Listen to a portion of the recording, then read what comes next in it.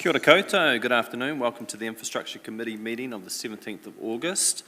Just like to explain that this meeting has been recorded and live streamed on Council's YouTube channel.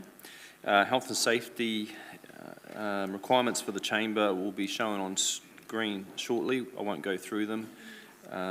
Apart from if there is an alarm, just exit the building to the square in an orderly fashion. Online participants, there we go, fire and emergency and health and safety points.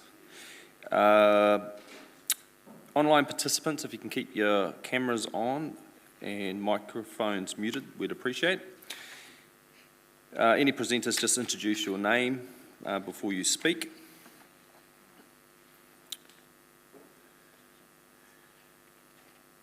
Thank you. Attendees that we're expecting online this afternoon are Councillors Rachel Bowen, Pat Hancock, Orphy Malakard and Renee Dingwall. The first item on the agenda is to call for apologies. I do have an apology for the Mayor for early departure. Are there any others?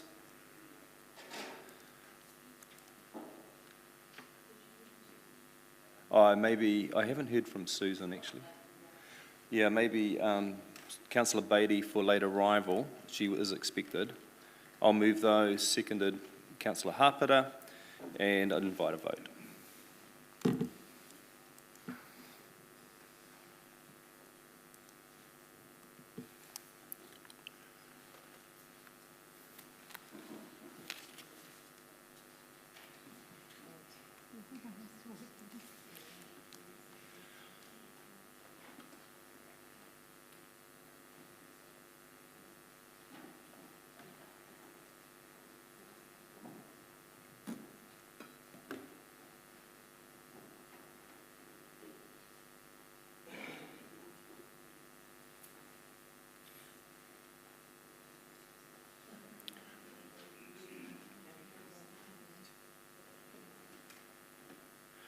That's passed, 15 votes for and none against. Thank you, councillors.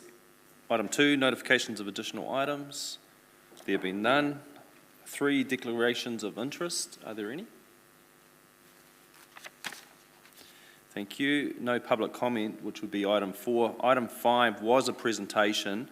Geosynthetic Partners International, or GPI. Unfortunately, the presenter was unavailable, as it turned out, in the end due to other commitments, and has requested that that presentation be postponed into the new term, and so therefore the earliest that would be perhaps is going to be in February. Was the plan around that, so apologies on their behalf. Item 6 is confirmation of the minutes. I'm happy to move. Seconded Councillor Naylor. Open up for any matters arising. There be none. I'd invite you to vote to confirm the minutes. Thank you.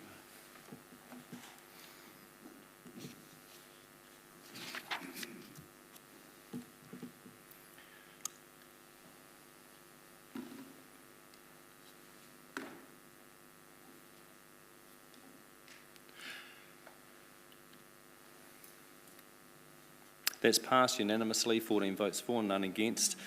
Item 7. Pardon me? We're okay? Item 7 is the College Street Botanical Road intersection safety investigation plan, and welcome Group Manager Transport and Development Hamish Featonby. Thank you. Welcome. Good afternoon, Mr. Chair and councillors. I've brought Chris Lai with me today. He's the Transport Manager, so he's a key one in putting this report together. We will take the report as read and wait for any questions. Thank you. Great, thank you. Open it up, councillors. Councillor Petrinas for questions. Thank you, Mr. Chairman.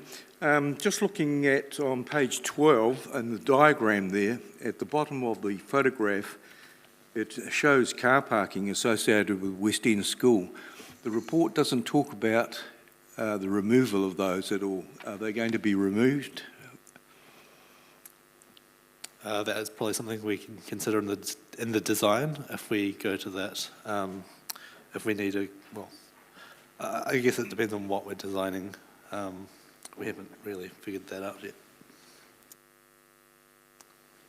I raised that, Mr Chairman, because in the PNITI document that Waka Kotahi spoke of to the council last week, it shows that that part of Botanical Road has a lot of heavy vehicle movements, and when you look at the photograph as to where the parking is in relation to the travel lane, there's very little distance left for cyclists. And especially coming from College Street, where there is a specific cycle lane. Councillor, I understand you're asking a question, but you want to leave comment to a secondary part? I can come back to you. Okay. Councillor Naylor. Thank you. Thanks for the report.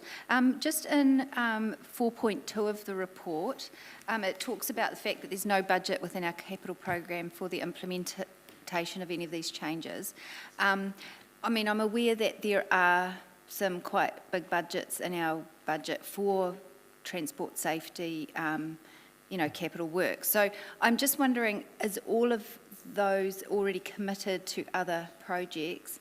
And if so, where in the prioritisation framework does this intersection come in terms of council's assessment of priority? So through you, Mr Chair. So there's a couple of aspects to this, I suppose. So that now that Pinity has been endorsed by council, that will be a lens we cast over in the prioritisation. So that'll certainly be reviewed in that manner. The hard part at this stage is that the funding for the safety projects and through Waka Kotahi is locked in every 3 years. It goes through a fairly robust prioritisation process every 3 years. And while that's coming up in the next 12 months, it would be hard to review at this point, so we should be able to get it through the next round of funding as a safety improvement, I would say. So did this intersection was this intersection not flagged at all through the previous prioritisation process? I'll defer to Chris, who was here at that time. No, it wasn't flagged as a prioritised project. It wasn't identified either through NZTA's Road to Zero program, through their basically their safety tool. So do officers believe that there is a need to make some changes at this intersection if it hasn't actually been identified in any of those processes to date? Through Mr Chair, yes, I believe so. Certainly the traffic flow through that area, that's going to be part of the design phases, investigating how that traffic's behaving currently and how much better it could be if the turn was implemented. So that's probably more of a factor than the safety, which hasn't flagged up. Okay, and you said that the next prioritisation process with Waka Kotahi is happening soon. What's the time frame for that? So our deadline is August 23, so that's the next August 2023, so next year. So we've got 12 months before the next bid for funding is due in with Waka Kotahi. Okay, thank you. Thank you. Councillor Barrett, then followed by Councillor Hancock. Thank you, Mr Chair, and thanks Hamish and Chris.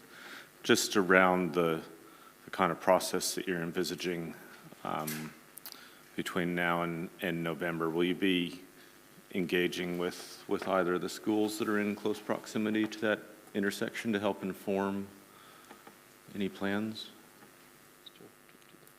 The process.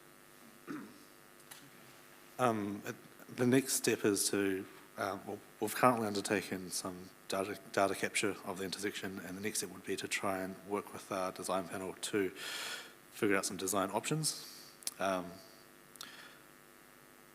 Depending on that, would come back to council on to your point, we would be engaging with the schools at that stage once we have some options to discuss, to see how they'd fit with their movements, I suppose. Thank you, and that would happen before it came back to council so that we would have a report with options and schools' feedback? Absolutely, yes. Great, thank you. Mr. Thank Chair. you. Councillor Hancock. No, I've taken myself out of the queue. Thank you, Mr Chair. Thank you. No further questions, just double checking. Thank you to you both. Appreciate that, no questions. And to start it off, I'm happy to move the recommendations on the report, page 11, seconded by the Deputy Mayor. Councillor Petrinas, did you want to make comment? No, not at this stage, Mr. Okay. Open up for any comment or debate.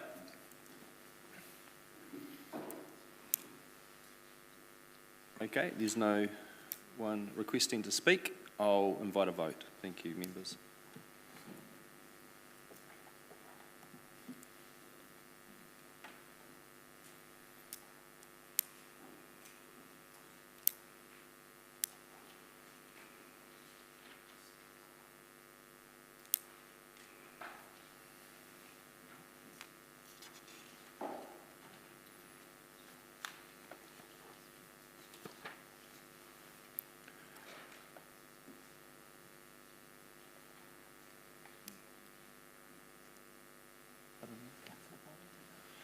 I understand, Councillor Bowen, could you indicate your vote?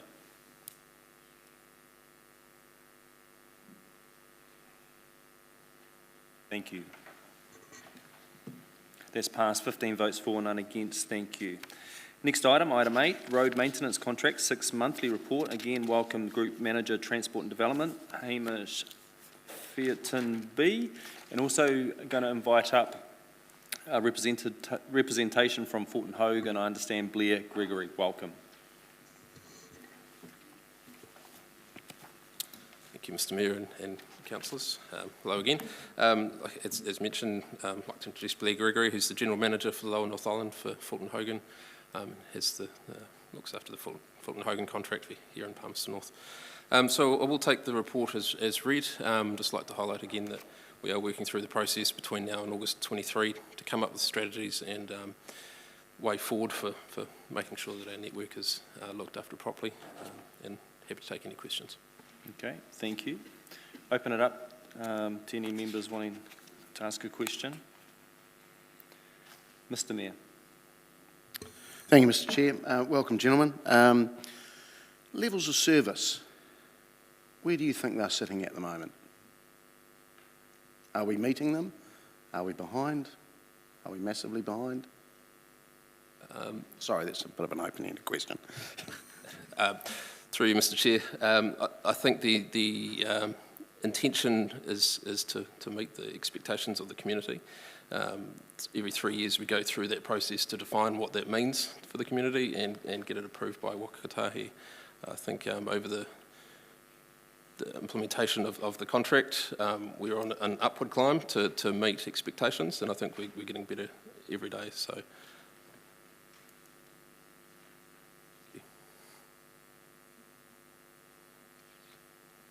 Happy with that? Yeah, that's fine. That's the I'm fine with answer. that. I'll leave it to comment. Thank you. Okay, thank you. Councillor Beattie. Thank you, Mr Chair, and thank you for your report. In the report, I think it was about 6,000 complaints we've received. So have you got any sort of goals or plan to get these sort of reduced? So what have you sort of got in place? Like this time next year, what would you see the calls reduced to, the targets? through you, Mr Chair, I think that we'd like to take a staged approach to that. So certainly improving our response times, ensuring that the response to those queries is better and more streamlined, so that people are aware of what we're doing or what we're not doing, as the case may be, in a more timely manner is probably a good first step. Unfortunately, we get a lot of K-bases that are seasonal, I guess. You know, as the leaves fall, we get a whole lot. There's not an awful lot we can do about that other than sort of pre-warn people. So the idea this season is we're going to put a lot more information out there as to when we're coming, when we're hoping to get things done, so that people don't need to complain. They know we're coming. When they know that it's... If I may, Mr. Chair. So do you see the calls being a measure of success of whether we've got our maintenance right or not? Yes, absolutely. Certainly if we could decrease them, that would be ideal. Certainly once we get the initial phase underway, get the response appropriate, then start to lower them as well by treating some of the underlying problems would be ideal. Other than weather events, do you see we've got the right budgets in place? No. So we haven't. So for example, our roads have a lot of potholes. There's a lot of sections of road with lots of clusters of potholes, which tells us that there's some really bad underlying problems. To fully solve those problems costs, well, this year we were able to solve one of those problems out of the 15 or 20 that we have identified. So that tells me that because we can't afford to do enough, we're going to slowly ease backwards over time and only get worse. So we have to be very targeted with our funding at the moment, just to try and keep our head above water. Okay, thank you. That's answered my question. Thank you. I just wanted to tag on to Councillor Beatty's question when you mentioned, she mentioned out of the report 6,000 odd complaints in this last year. Can I understand what that compares to in the more immediate past years, like last year and the year before? How does that compare as far as a trend? Sorry, off the top of my head, I wouldn't know if how it has been in the past. I know that the peaks and troughs are fairly similar through the seasons. I'll leave you with that, but there's something I'd be interested in what was the year previous and maybe a couple of years, just to get an understanding if that was an actual spike or if that was consistent. I'll get back to you. There's no measure on that. Councillor Hancock, online. Yeah, thank you, Mr. Chair, and I've just got a number of questions. The first one is, and some of these are just around specifics, but paragraph 3.4.2, page 23, talks about the speed calming measures down on Works Road. I thought those had been completed. Can you just give us an update on that, please? Sorry, through Mr. Chair, yes, there's still some work to be done out there to put some more traffic calming measures in place. There's apparently a couple of spots left to be done. The design has been underway. I thought the design had been completed some time back in that regard. I'll just defer to Chris Lowe, who's been in charge of the delivery of that. Thank you. Oh, Chris, just use the third seat. We've had some further engagement with some of the businesses out there, and they've raised some further concerns that we've been considering, which we've had to make, which we're looking at to make amendments to the design to incorporate their concerns, which is why we haven't completed the design yet. So do we have any timeline on that work being completed? It should be done within the next 1 to 2 months. Great, thanks, Chris. My next question, Mr. Chair, if it's okay. I know that the condition of the footpaths in both Elmira and Manapuri have actually been reported, but the report doesn't actually cover those at all. There's quite extensive tree root damage to the footpaths.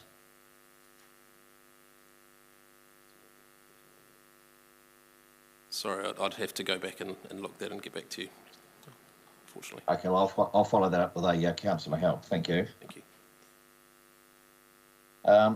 Page 31, Vogel Street on the validated list. There's a comment there, deferred 3 to 5 years. Could you clarify what that means? Thanks. Through Mr. Chair, so the intention there is to do some holding treatments until the funding is available to do a permanent repair. So unfortunately, it's one of these sections with a lot of pavement faults that needs an expensive permanent treatment that we can't afford to do for the next few years because it doesn't reach the top of the list. We've got multiple sites across the network that would have to come before there if we were to judge them, prioritise them between each other. The likes of Tremaine Avenue would have to take precedence over Vogel in this case. So the idea is that will hold it for 3 or 5 years until it can get prioritised to the top. And in the meantime, our approach to that will be what, just temporary repairs? Correct, yes. Thank you.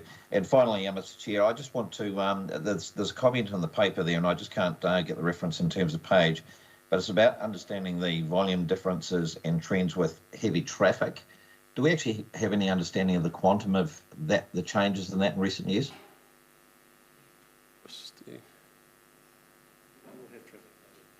Yes. Yes, so that Through Mr Chair. So we do have traffic data that we capture and we have captured over the years. So we have seen a significant increase in the heavy vehicles. So the traffic counts can determine whether it's a light vehicle or a heavy vehicle that's gone over that section of road. And it has gone up a fair amount. I would have to go back and get the actual percentage to you, and it really does depend on the road.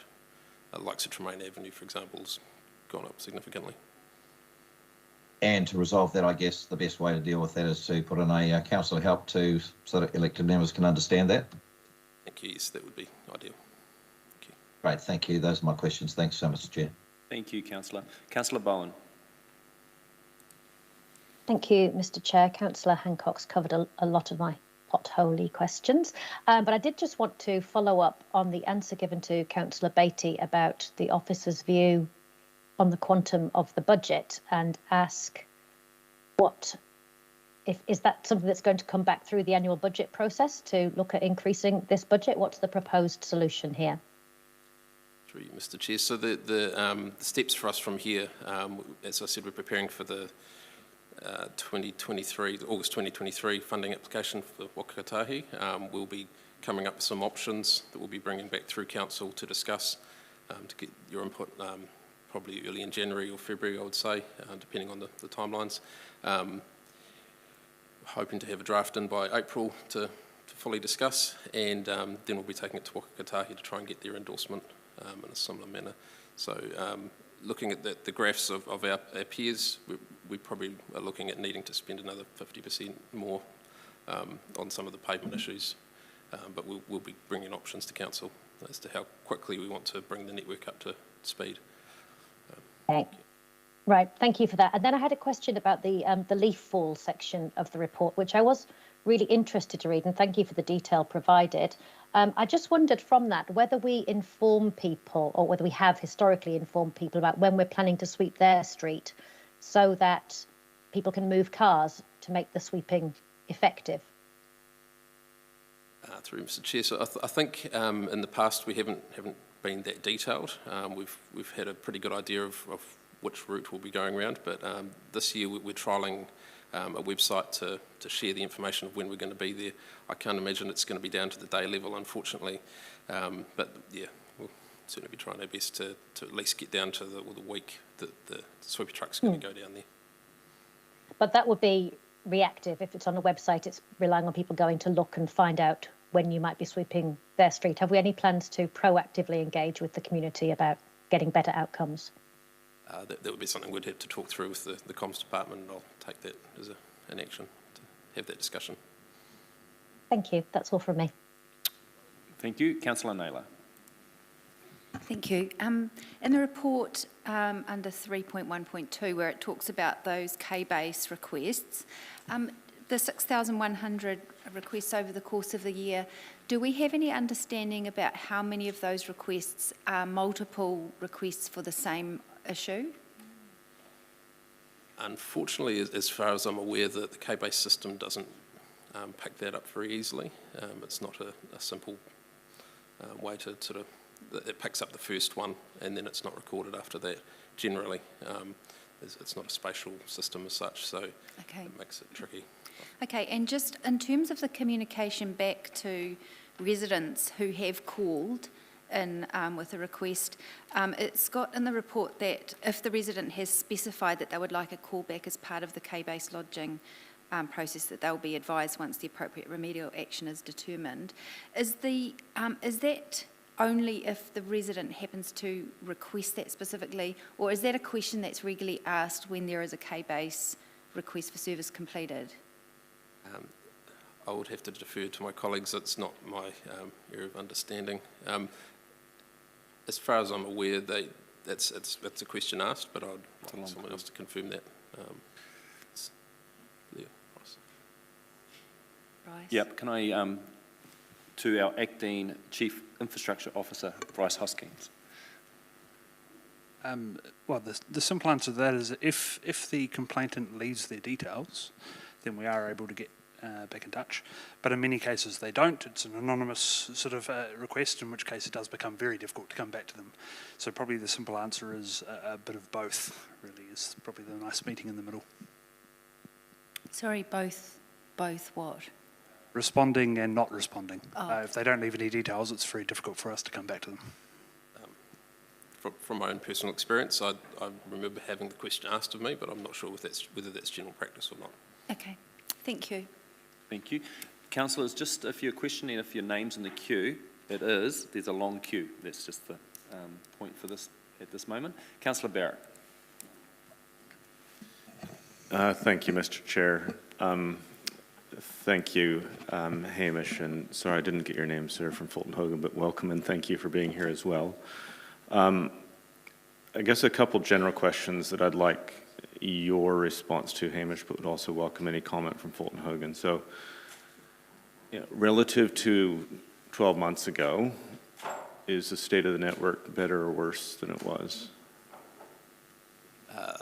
Through you, Mr. Chair. So on some measures, it's pretty standard, pretty static. So it's no better or worse. And say the number of potholes, if that was a measure, smooth travel exposure, which is one of our ones we can measure sort of conclusively, is very similar.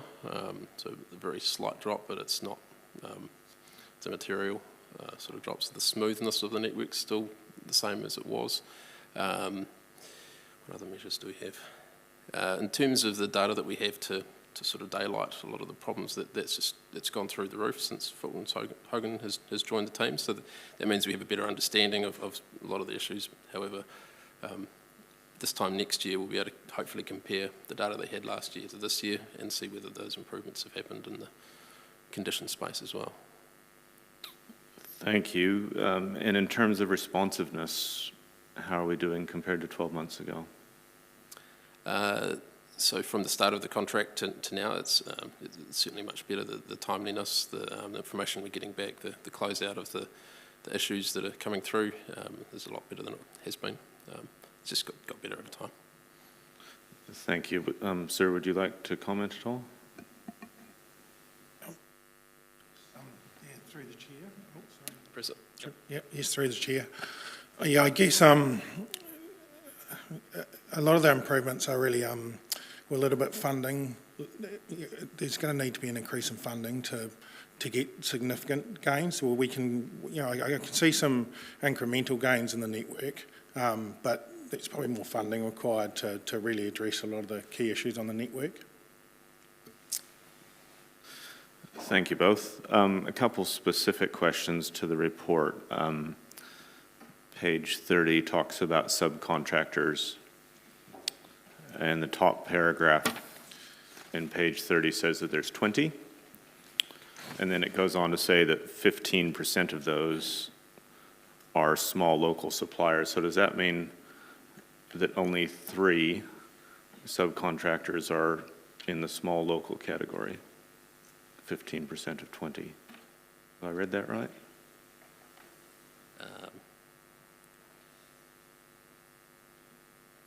So I'm just through, Mr. Chair. So I believe of the 19% on the graph there, that's the other 15. I think that may be a mistype. So apologies. So do we know how many of the subcontractors do fit in the small local category? It's 15 of them. It's 15 rather than 15%, so apologies. Great, thank you for clarifying that. A bit building on the questioning coming from Councillor Hancock around Vogel Street, I would like to understand if that comment about setting things out 3 to 5 years also applies to mounting a response to the residents' petition around safety, or if that's a separate timeline and a separate matter from the 3 to 5 years that you've laid out. So through you, Mr. Chair. So it's we've got a paper coming to council in October.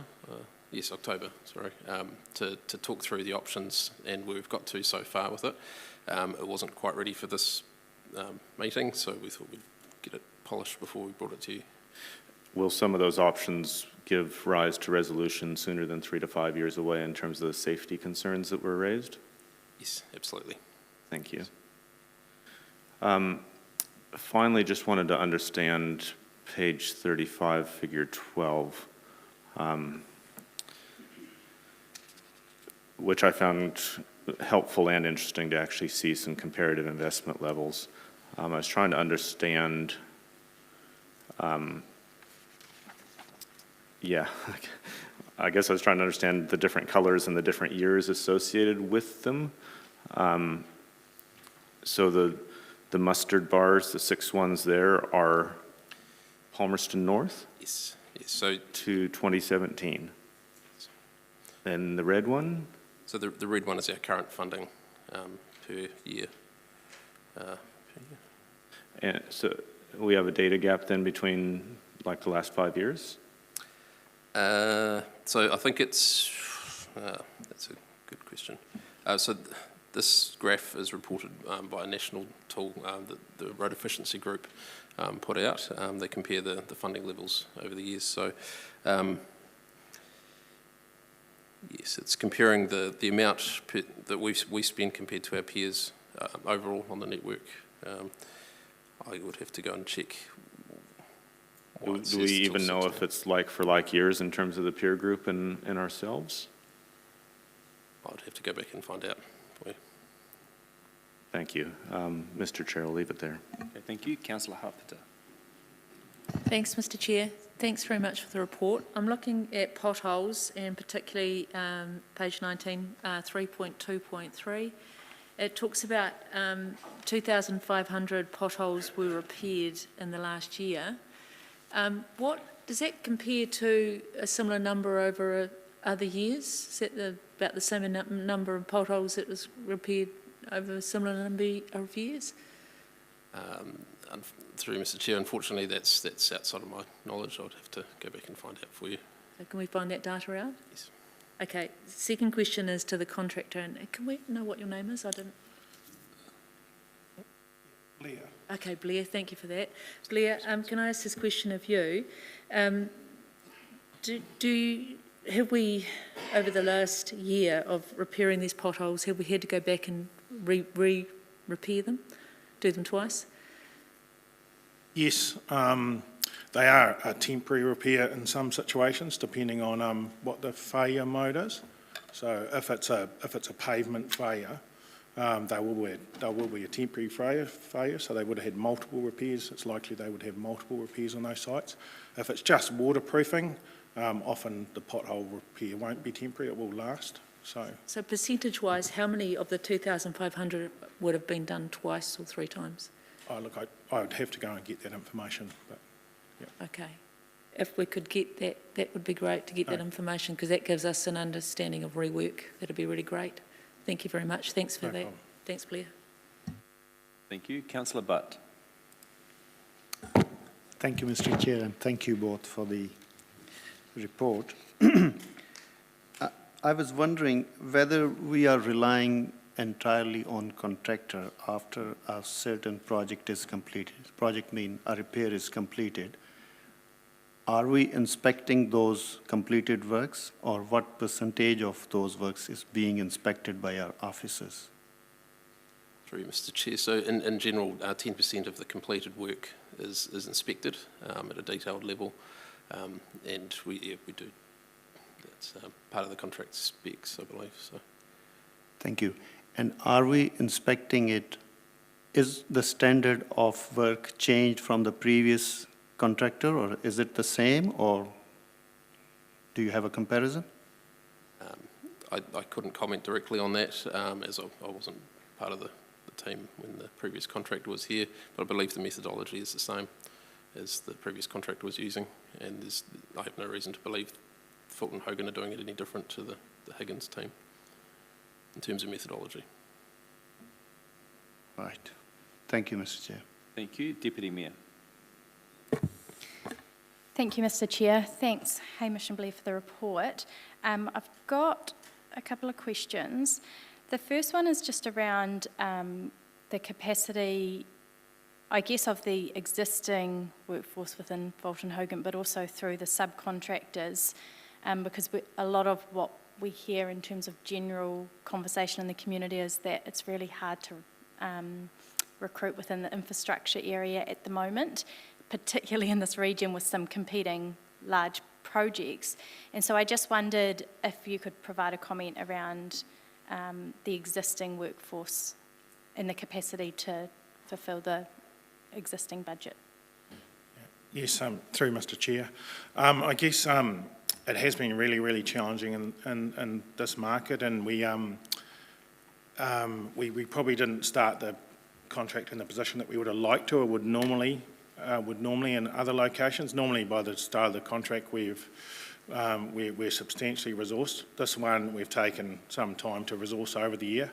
So we've almost doubled our numbers over from commencement to now. So we've started the year with about 50 staff and we've got about 110 now. So we're in a well-resourced position now. But yes, been really, really difficult here. And so with regard to the comments around the need for an increase in budget, if we were to really make a dent in some of the issues in this space, what's your view on the capacity in the next couple of years to fulfil that if you've really just kind of got to optimal levels of the workforce now? Yeah, I think it's just largely around planning. It's around those programs coming in early and us able to plan for them. We have got some good relationships with subcontractors, and we've got some national resources we can pull in if needed. So we can respond. It's just largely those programs coming in a timely manner that we can plan for. Okay. Thank you. My next couple of questions are around comms, and so I'll direct these to you, Hamish, but Donna might step in. In regards to the current reporting on repairs, we've taken the approach, especially through social media, of actually being really clear around like the number of repairs, specifically pointing people towards maps and those sorts of things. And I just wondered if we could have a comment on how that's been received and how that's playing out, if it's changing perceptions on work being done. Thank you for the question. I would like to defer to Donna if she's available for that one. Thank you.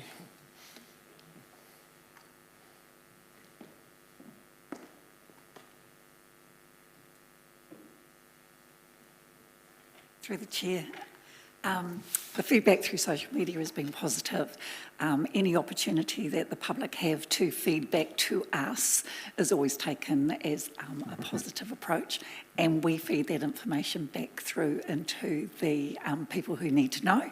So I guess the response is it's good, and we will continue to do that. There was a question before too around comms for the leaf sweeping next year. So we'll obviously work through social media on that because the following is so high, and we'll look at other ways that we can progress that even further.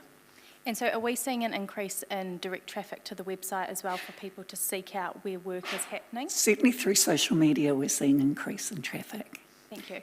And then just my final question is, in terms of the type of repairs, there's a image in the report which talks about the temporary, semi-permanent and permanent.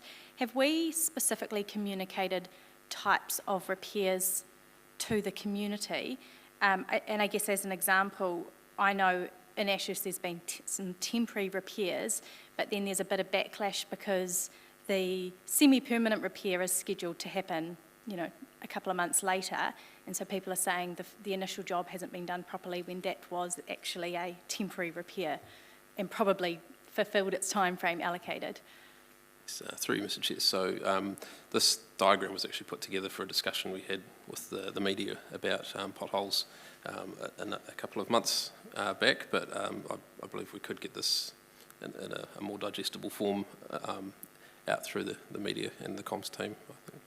Does more digestible form mean make it pretty? Yeah, yes, I apologise that's my artistic limits right there. So it is very useful though in terms of conveying the messaging. Thank you, Mr. Chair. Thank you. Councillor Petrinas. Thank you, Mr. Chairman. On page 31, the validated locations for pavement renewal, Railway Road, Tremaine to Rail Overbridge. A temporary holding treatment was applied about 3 years ago. This has failed. So I'd like to know why we're wanting to do a temporary holding treatment on top of a failed holding treatment. Okay, question. So just to clarify, this is the section between Tremaine Avenue and the roundabout? No, between Tremaine Avenue and the railway overbridge. Railway overbridge, apologies. Yes, so this unfortunately is another one of the projects on our radar to have a major repair performed on it. It hasn't reached the top of our prioritisation, unfortunately. It's one of the 15-ish major renewals that needs to happen on our road pavements. Right, second question, Mr Chairman. We're currently doing temporary holding treatments along Tremaine Avenue. What is the expected lifespan of this work? So just depending on what the temporary treatment is, if it's just a pothole, we'd expect up to a month. If it's the patchwork, we're probably talking anywhere from 6 months to a year or two, depending on the traffic flows and the pavement that's underneath there, so whether it's built on clay or actual road pavement. Sorry, that's a pretty vague answer. Okay, I'll leave it at that, Mr Chairman. Okay, thank you. Councillor Finlay. Thank you, Mr Chair. I've got a couple of questions for you. With the footpaths, particularly with the trees, like I was on a street, just off Vogel Street the other day, and every tree had lifted the footpath. And the residents were saying, when will this happen? You know, when will this be updated? And I honestly couldn't tell them. We used to, some years ago, get a list in advance of the footpaths that were going to be upgraded. Can we have that again? And if so, when?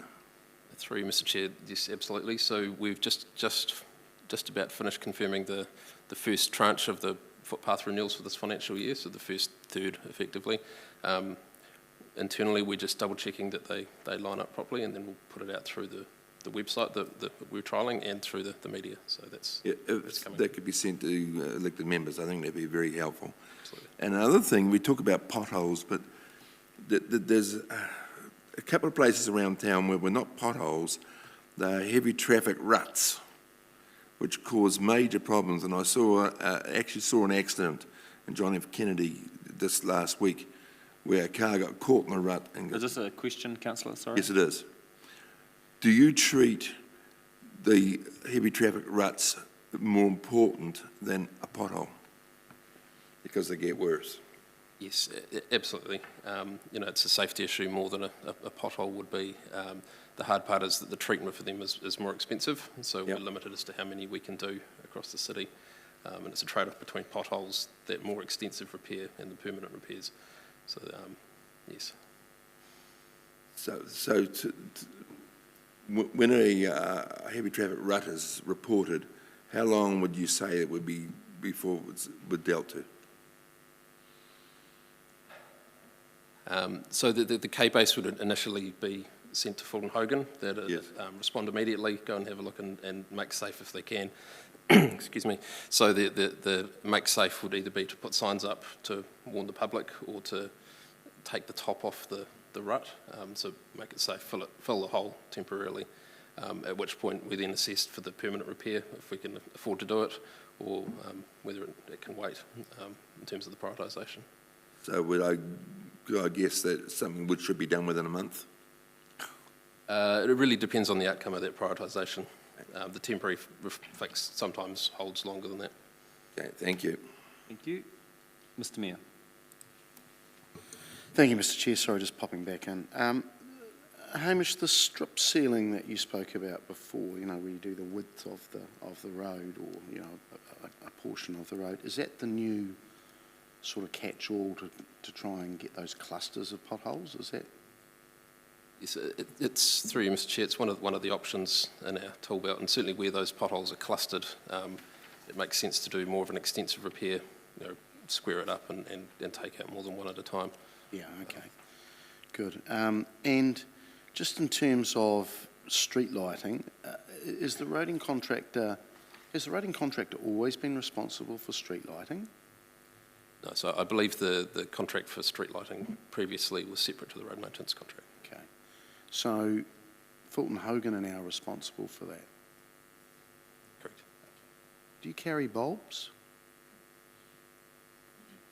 I'm serious about that. Yes, we do have stock, yep.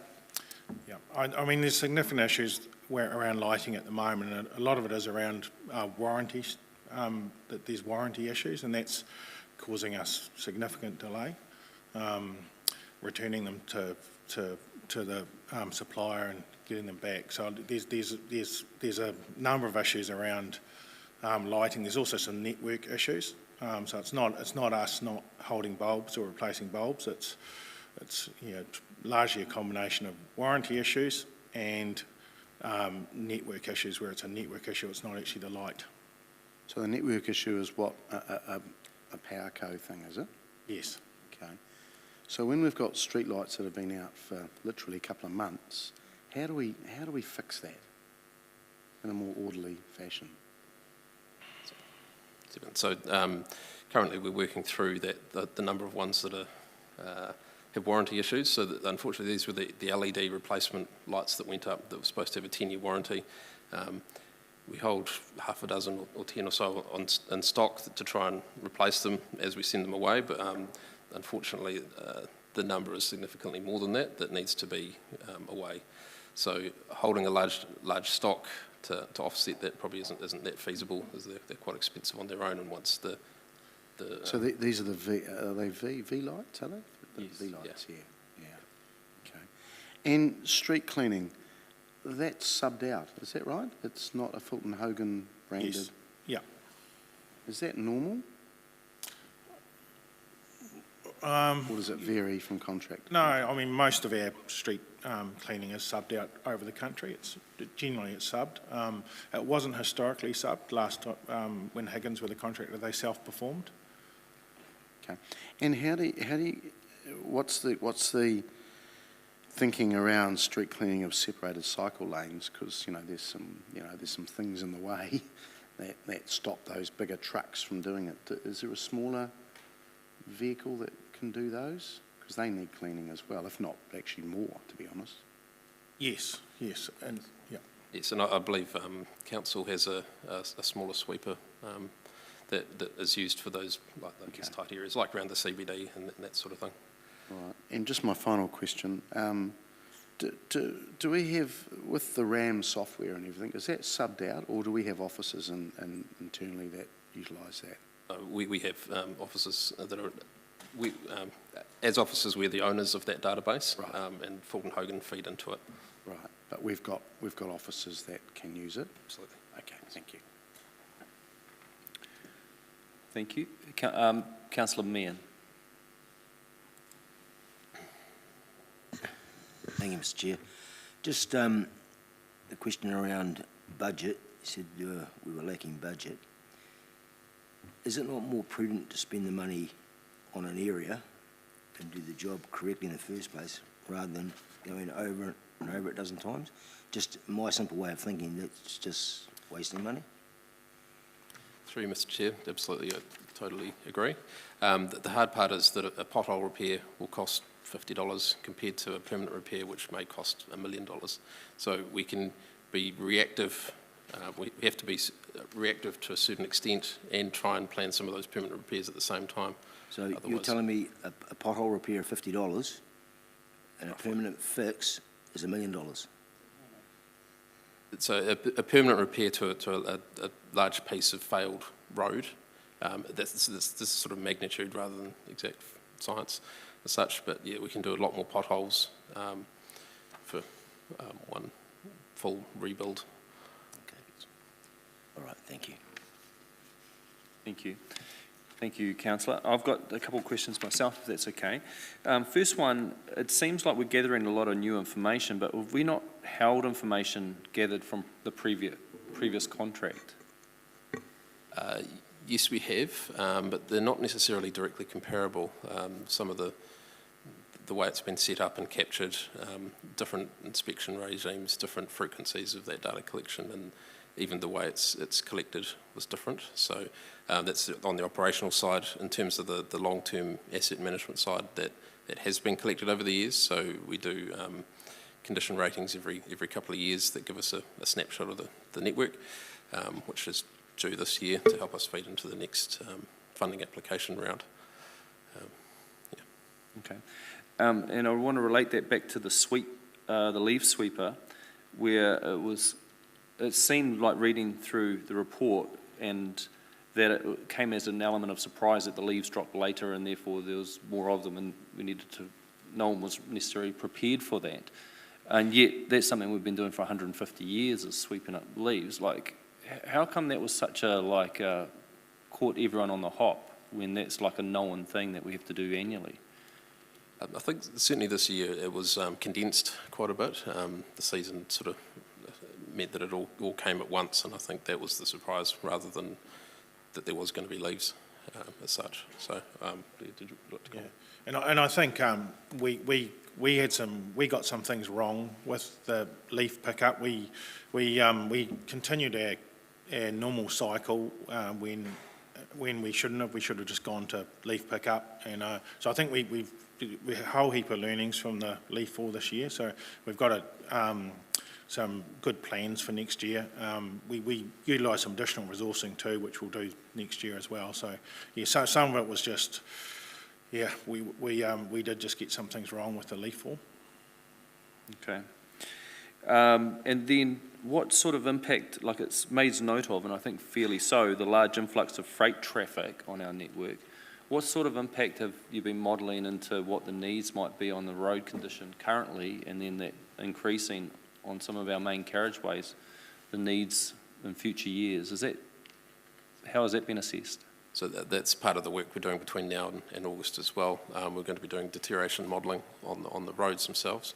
So it feeds in the current condition with the traffic flows, the percentage of heavy vehicles, and then sort of models out what we'd need to do to keep them at the current level or improve them. And that's going to be part of where those options come back to Council in July or February when that happens, to show the options to intervene or slow down that rate of deterioration. Thank you. Then one of the questions I had on comms as well is around the Snap Send Solve app. Is that still being promoted? Because I've also heard that doesn't work, but can I understand that that's the means to lodging complaints, and that is a responsive form of lodging that? Yes, it is still active. I couldn't tell you when the last comms thing was on it, but it is still one of the ways to get information in there, and certainly alongside the phone calls and K-base sort of thing, it's just as effective. Okay. And then I guess wanted to come back, the Mayor started questions on levels of service, and in 2.4 on the first page of the report, it mentions that you're focused setting expectations with the contract around performance, quality management, communication, responsiveness. Was that not covered in the original agreement, those type of what the contract performance or the standards for quality were? Yes, they were to a certain extent. The discussions have been around the speed of communications and the way we've been engaging with them. We've had a workshop to create a more collaborative sort of environment within the teams, and it's focusing on those sides of things. Okay, and then I just want to capture that that you mentioned now in 9.3 of the report, where you've actually initiated a weekly prioritisation meeting between the two contract managers. So is that taking place, and how long has that been taking place for? So it's been happening about 2 months now. So we have a package of, say, a month's worth of work, and then they'll get together on a weekly basis to reorganise that as priorities change and as things come in from external sides. Okay. Yep. And with the comments that are happening around rework, just in relationship to potholes, I've seen for myself potholes done on the main arterial out of town on Pioneer Highway that they've got hot mix into the gaps, but it's not like pressed down or covered. And to me, as an amateur eye, just sort of thinking that, that's not going to last 10 minutes. It was my first impression. It just looked like it was kind of done quite quickly. And I'm just wondering, so when you do your 10% monitoring that Councillor Butt was inquiring about, are these type of things being identified, or are these something that you feel like is at a level that is actually at an industry standard? Well, what you're describing isn't at an industry standard. In general, a pothole repair has to be compacted efficiently. We do the 10% audit based on the claim, so at the end of the month we'd go out and look at the repair and see whether it's done appropriately and whether it's holding up. Unfortunately, for things like potholes, where if in that particular instance, if it hasn't lasted, then they'd be back in within that month anyway. So it's probably not captured that easily. We don't follow behind them, unfortunately. Yeah. And then through you, Blair, perhaps can I just ask a question of you, just to get a level of understanding. Understanding the tight workforce, and you've probably brought a lot of guys on that are new to the industry. Would that be fair because of the tight market? Or are they, the guys that you recruit, have they had past experience? And just want to understand the level of expertise and experience that your team delivering this contract would hold? Yes, it's probably pretty much a real combination. We have got some new entrants, but there's also a reasonable amount of experienced people there as well. So it's a bit of a combination, I think. Yeah, we had a program bringing some youth into employment, and there's some of those, but there's some a reasonable mix. There's a lot of senior staff as well. Okay, great. That has exhausted questions, gentlemen. Thank you very much. That was very helpful. Okay, I'm going to open it up. I'm going to actually move the recommendations in the report to start debate. Seconded by the Deputy Chair, Councillor Beattie, and open the queue for any comments or debate.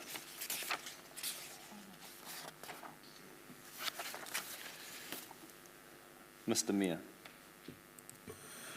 Thanks, Mr. Chair, and just acknowledge Fulton Hogan and the officer's report. I've got a couple of extra notices of motion which I'd like to put up if I could. Yes. And look, I'll around getting some understanding around improvements. It's been signalled that things are improving, but I have to say I'm not satisfied, and I think it's all reflective on us around the table as well. And I would call an urgent meeting with our contractors and city management and a couple of elected members to ensure that we're seeking the best possible outcome with our partners, our contracting partners in the room. There's quite a lot of, and I don't want to shoot the messengers, but there's actually quite a lot of dissatisfaction out there, and I'm not sure what social media people have been looking at, but we're getting slammed, absolutely getting slammed. Our roading and infrastructure maintenance, I don't believe is up. It's dropped, definitely has dropped. And I know there's reasons why, and some of them has been put out, but our street lighting issues, our general roading, our footpaths, our street sweeping, and again, I'm not shooting the messenger, but I say we can do better. If this is what we expect we're going to get, then we're going to get this for the next 5 or 6 years. So I've had a number of ex-staff, current staff, contractors, public, at me asking, when is this going to get better? So I'm looking you all in the eye and saying we've got to do something about this. So I propose these 2 extra notices of motion, and that an independent review or peer review is undertaken as soon as possible. And I understand Hamish spoke about doing some reviews, and there was quite a time lag on those. I think there's some extra improvements and perhaps some other partnerships and options that could be explored more quickly. We're in the perfect storm, and I think we've got this for the next 5, 6+ years to go. We're seeing more heavy traffic. We've got some state highways that are being directed through us, not around us, and we're not going to get on top of Pinati until it arrives. And some of our partners think that's going to be 30 years. It's not good enough. So we're going to have to look at what some other options are. What are our partners, NZTA, Wakakotahi, doing? Are there other technology? There are different ways of filling potholes, and maybe we just need to explore what those actually are. Some independency around that would be good as well, to actually verify and perhaps uncover some other stuff that could possibly be done.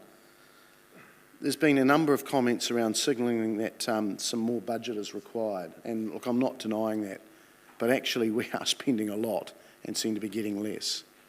So I think this is absolutely required in getting some understanding, unless you're very happy with what's going on, and I certainly aren't. Again, not shooting the messengers, just saying we need to actually all get round the table and try and sort out what's going on, because what we're currently doing is not working.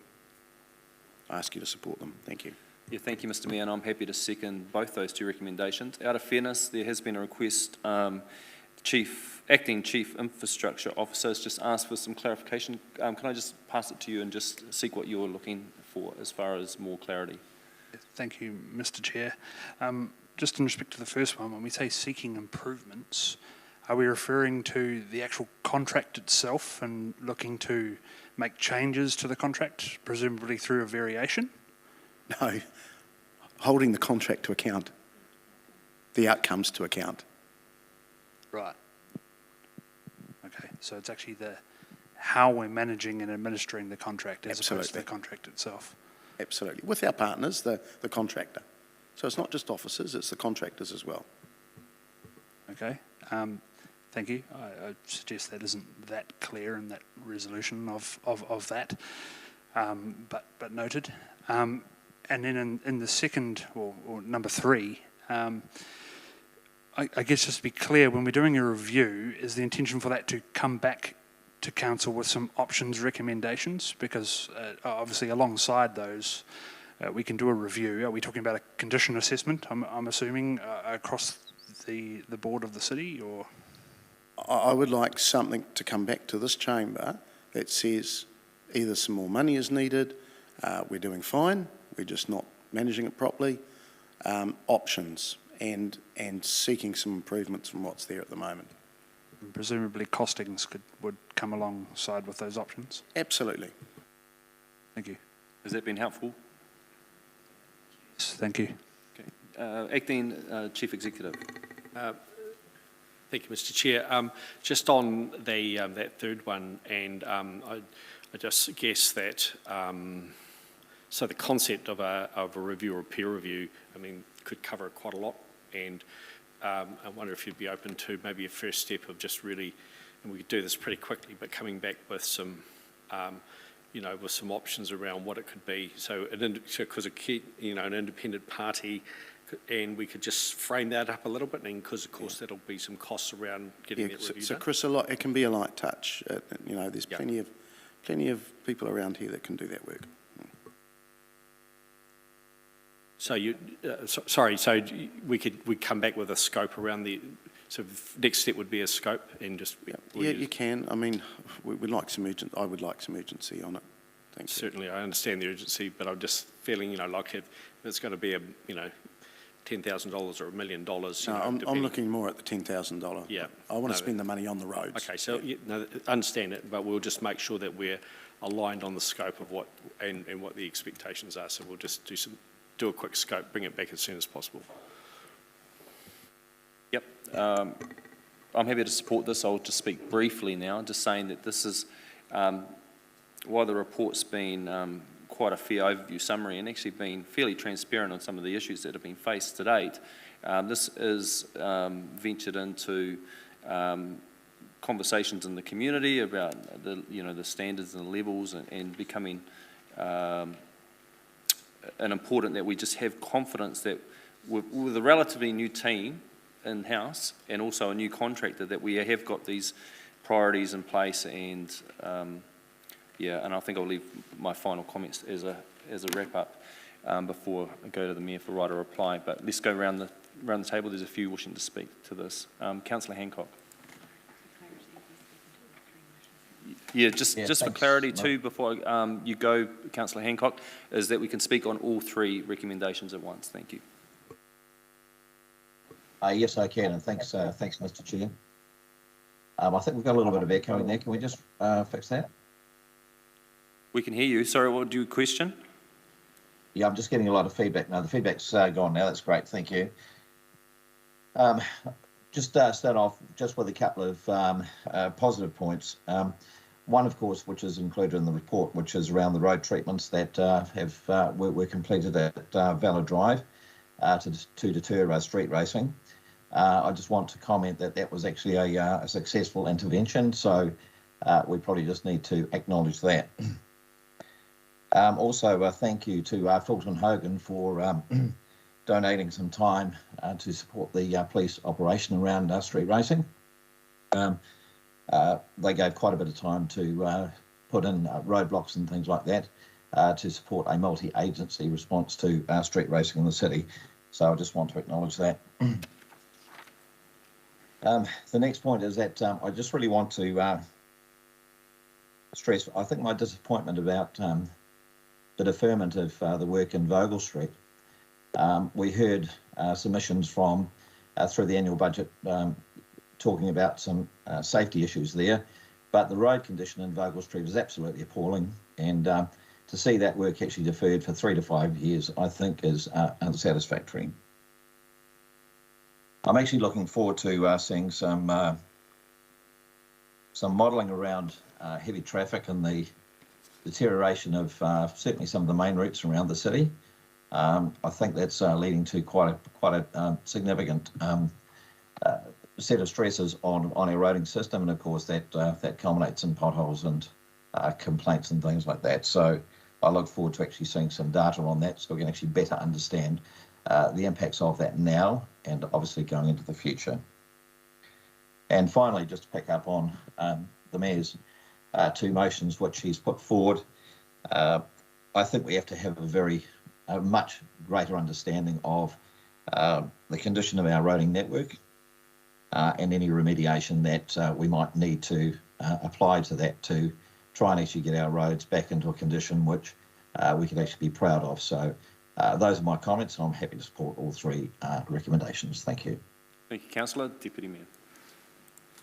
Thank you, Mr. Chair. I just want to make a general comment around the paper as a whole, just to acknowledge, first of all, Hamish, who had to present it. I don't think it's the easiest topic to be presenting on at the moment, and also to you, Blair, for fronting up in partnership to present the report. I think we've seen, particularly over the last few weeks of council, where we've had joint reports when we've got other parties involved, and I do think it's a really good example of partnership to achieve our goals as a city with our contractors. So I appreciate that. It's not the easiest time to be working in the infrastructure space. I also just want to acknowledge, I guess, the change in approach that we have taken, particularly with our comms around this space over recent months. We have seen through direct responses on social media tangible examples of work that has been done. Obviously, satisfactory levels will be different for different people, but we are fronting up with examples. We are being really clear in terms of what work is happening or scheduled to be happening. And the example in the report, which I alluded to through questions of the type of response, particularly with potholes, I think is really clear on how we are responding to the issues. It will be really useful, I think, to be conveying that messaging to our community so they understand when they see possibly a quick fix and then the quick fix being addressed a few months later, why that is. I also want to acknowledge there's probably going to be a lag in terms of the communication that we're putting out and actually seeing a level of acceptance from our community, because as the Mayor's outlined, people are generally pretty unhappy, but we've also had responses to questions today which have outlined that Fulton Hogan have really only recently been at capacity in terms of the workforce and being able to respond to the work. So I do think that it's going to take some time for us to actually see the effect of that. But yeah, I just want to acknowledge that the joint approach in terms of presenting this information, the responses have been really clear and quite direct, and it is really useful to actually be confronting this topic head on because it's a very important topic to our community. So thank you for that. Thank you. Councillor Barrett. Thank you, Mr. Chair. Firstly, if I could, through you, a question to the Mayor around the 3rd recommendation. Certainly. If we could get it back on screen might help, but just wanted to clarify your intent around scope there. When it says city infrastructure, that's potentially well beyond the transport network. Is the focus transport? Yeah, it is transportation. So if you want to change it to city transportation, I'm quite happy with that if the seconder is. Yes. So that includes what we've been just talking about, which is pathways, roading infrastructure, now the lighting. Yeah, the scope of the report, that's in there, yeah. Great, thank you. By way of general comment then, really do appreciate the effort that has gone into bringing things to light through reporting. I feel like we've at times had reports that didn't quite bear the truth in the way that this one does, and there's some quite uncomfortable truths when we actually look at this report, but I'd much rather have the unvarnished truth and a need for council to respond to that than continuing to pretend that things are all okay. Obviously, there's a huge level of community concern around this. Just on the street lights, I mean, in my street, we had lights out for half the lights out for a couple months. It was really, seriously towards the unacceptable end of the spectrum in terms of what was going on. That's just one specific example out of hundreds across the city. So we do need a way forward, and I absolutely support having a review and look at what is possible. I would just flag, though, and I was a little bit concerned to hear some of the commentary coming around additional dollars, and while that may be true, I think the first protocol has to be stretching the dollars that are there, and after that, yes, we can have a conversation, but we need to make sure that we're getting value out of the investment that we're already putting, significant investment that we're already putting into this space. Thank you, Mr. Chair. Thank you. Councillor Hapata. Thanks, Mr. Chair. Pretty much along the same lines as Councillor Barrett. Don't want to see the budget stretched until we actually know what we have to stretch it to, so we need to have a look at what we are reviewing first. But I just want to ask the mover of recommendation 3, I don't like the words as soon as possible. My preference is to put a date in, so I don't know. I just think the words as soon as possible could be anything. So that's just a suggestion to think about for something. Going on to my comments anyway, going back to communication, I appreciate what the Deputy Mayor was saying, but not everybody's on social media. And I think there is a whole wide community out there that aren't on social media, so we can't keep relying on social media to do all our communications. We have to think about all those people that aren't on social media and communicate with them about things that we are communicating. Thank you. That's my comments. Thank you. Councillor Johnson online. Thanks, Mr. Chair. I just had a couple of comments. The first one is that I found it a really useful and helpful report, and I'm not sure that we've ever really had this level of detail and data about roading, about the repairs, about what's required. So I'm very grateful for the report, and I think it's very helpful and quite a hopeful step, actually, to get a report like this. So congratulations for that. The only other point I really wanted to make is that I think I would speak for all elected members when I say that roading is the #1 topic that people are bringing up with us at the moment when we bump into them in the supermarket, or we see them on our walk around town, or we meet them wherever. And it's not very often that people will shout at me about a problem on council, but I've had a number of people so annoyed about the roading situation that they're literally shouting at me about it in recent weeks. So I don't think we can underestimate the level of dissatisfaction in the community about the roading. I'm not really sure why it's come to this or how it's reached a sort of peak level of dissatisfaction. But one thing is for sure, we need to be taking action to make sure that we are dealing with the roading problems effectively, as others have said, in a value proposition, but also that we're actually, as a council, monitoring our contract with the contractor and making sure that we're happy that the terms of the contract are being met. So I'm not sure where the problem lies, really, and it may be that and I'm sure it is, that there are multi-factors involved. But it's for this reason that I'm going to support the recommendations from the Mayor to try and get a bit more clarity on the whole, underperformance of the roading system as a whole, and where we could be doing things better, because the community is highly dissatisfied. And, as elected members, we're definitely taking a lot of heat on this. So I'll just leave it there. Thanks. Thank you. Councillor Beattie. Thank you, Mr. Chair. Probably just most of the comments have been said, but I think that for me, I think one of the key things is the data. And some of the issues that I do know are out there is because we haven't got that outer ring road.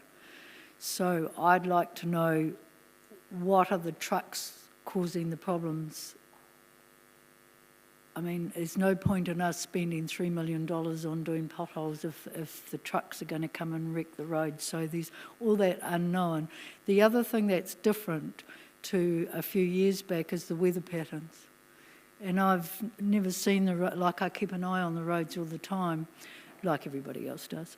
But you see the potholes, and then you see them being repaired, and then you get the weather, like the weather pattern that we've got now. If we have 5 days of continual rain, then all these potholes are going to, and you see the weaknesses in the road and the water's coming under, and you can see it.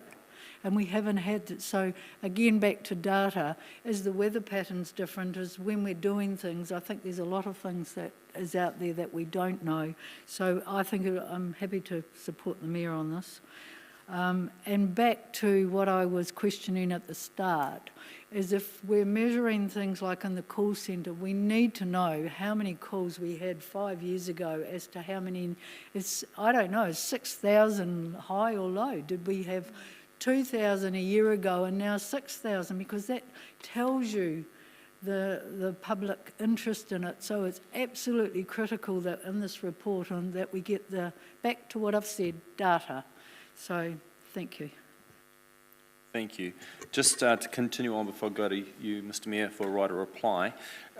First off, I just wanted to acknowledge Graham Tongs in the gallery, our former roading manager. So always got an interest in infrastructure of the city. So kia ora.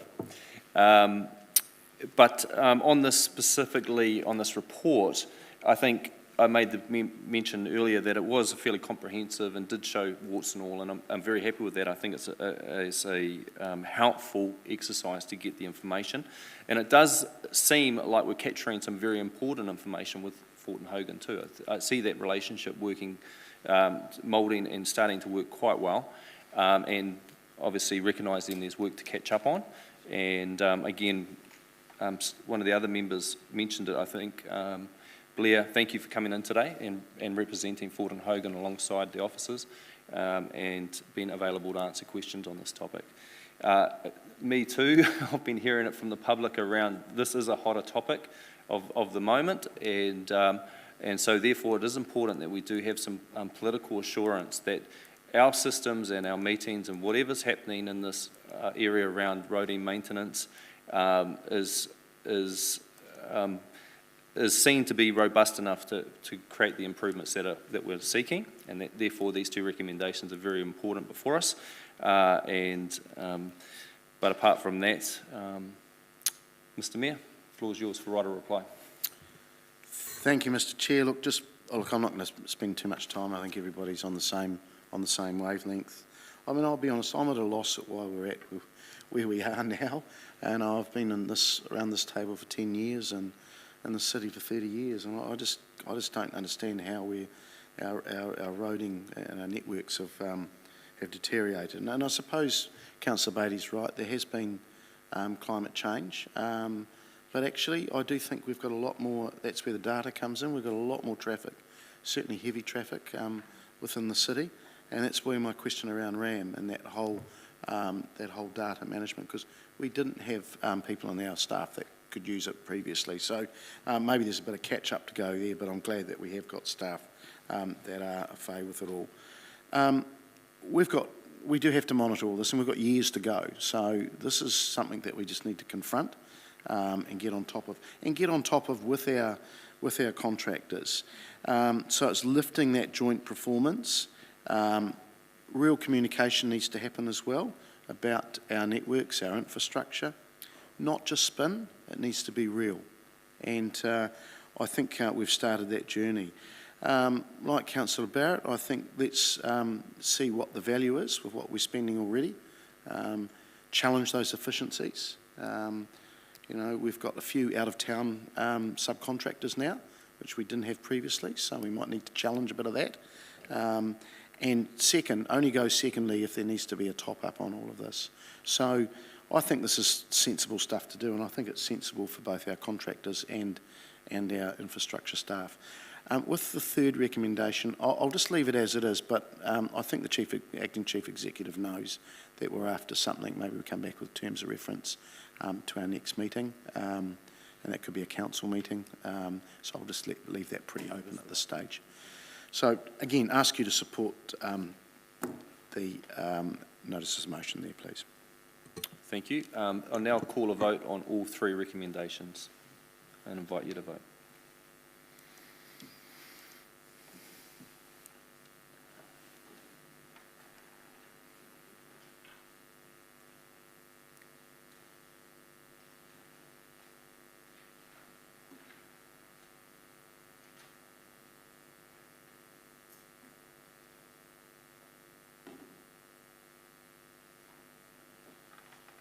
That is passed unanimously, 16 votes for, none against. That moves us to item 9, which is the Tamakuku Terrace 6 monthly update, and welcome Bryce Hoskins, our Group Manager for Property, and also the Acting Chief Infrastructure Officer. Thank you, Bryce.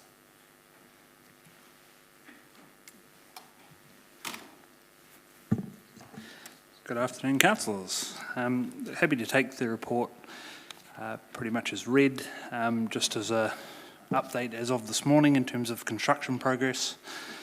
All going well, and assuming we don't get continuous rain from now through to the end of the week, physical works for stage 1 are on track to be finished by Friday. So, yeah, a pretty important milestone for the project finally. Unfortunately, the weather has not been playing ball for quite some weeks, so we sort of got to about 95% complete. And then have essentially had to sit there for a while, letting everything dry out so we could sort of seal the roads. So the project is very much progressing into a sales project now, as opposed to a construction project, especially given the construction for stage 2 won't be commencing until late in 2023 and the new summer construction season. Probably the other thing I would just say in terms of well, we've called it a global consent in this forum previously, to which stage 2 of Tamakuku specifically is related to and conditional upon. Conversations and negotiations are actively underway with the landholder of the Oxbow and the lower terrace, and that really is a crucial piece of infrastructure that needs to be acquired as part of that global consent. So once that is achieved, that should satisfy, well, I don't want to speak on behalf of Horizons, but that should satisfy a number of conditions of that consent, and hopefully it should move pretty quickly from there. Happy to take questions. Thank you. Councillor Johnson. Thanks, Mr. Chair. Thanks, Bryce. I wonder if you could just give us an update on how things are going with the partnership with the affordable housing provider. Yes, I can. So all paperwork has been signed. The deal is done, so to speak, and we're just working through with them at the moment around designs and consents and progressing our way through that. As they have purchased several sections, they'll be looking to deliver them in stages or super blocks, as they're sort of referring to. So we're just sort of working through those, and there's set timelines in the contract around each of those super blocks. So are those numbers included in the numbers that you've given us of sales in the paper? Yes. Okay. Would it be possible in future updates to just have a separate paragraph update of how the affordable housing side of things is going? Yes, we can. And the reason it wasn't included in this one is when the report was written, the contract wasn't signed, so it was still confidential. Okay, thank you. Thank you. Councillor Beattie. Thank you, Mr. Chair. Thanks, Bryce. Bryce, the market's a little bit softer, so do you think that once that we actually get some houses actually built in there and the public can actually see, do you think that will probably help? As they say, activity breeds activity. So when people see that, it definitely makes a big difference. I think a crucial milestone will be once we get the 223 and 224 certificates. At that point, the site will actually get opened to the public, and people will be able to actually walk the roads, see a section, and it actually all of a sudden will have something tangible to look at, which I think is always a big advantage. Whereas at the moment they can walk down the shared pathway along the rail corridor, or they're essentially buying off plans. So I think that will be a key milestone in this. Yeah, look, I think ultimately the way the market is at the moment, we are having to change the way we're doing things in a sales perspective, can't say the word, how we do sales, there we go. And essentially, I think a key way of doing that is working with the build partners. They are the ones having those conversations. They're definitely, the feedback we're getting from the market is they're helping the private owners to be getting deals over the line with the banks primarily, whereas it's proving to be quite a difficult process with the banks if you're just looking to buy a section without engaging a build partner. So I think they're going to play a crucial role moving forward. Thank you. Thank you. Councillor Naylor. Thank you. Just in terms of the market softening a bit, that's identified in the report in 3.15, has council needed to adjust the sale, the price of the sections to reflect that, or was the sale price set at a level that it hasn't had to change? We are getting it constantly reviewed every sort of 6 months or so through a valuer. At the moment, the price hasn't changed. The feedback we've been getting from the market and also the group builders is the price is actually where it should be. There's no changes there, but where we are having to work closely with them is around some of the other terms. So, maybe it might involve a slightly reduced deposit, or giving them a little bit of lead-in time where they can commit to a section before having to build. So, there's those kind of soft terms that are essentially going to make a difference for them, because their business model tends to be built around sort of building and then selling, and that turnover of property. So when they're having to hold on to property, that's where their business model gets a bit, grinds to a halt a little bit. So finding ways to help get them to commit now, but to free them up for the future is the key. Okay, and just the second question is around the financials at 3.27 and 28.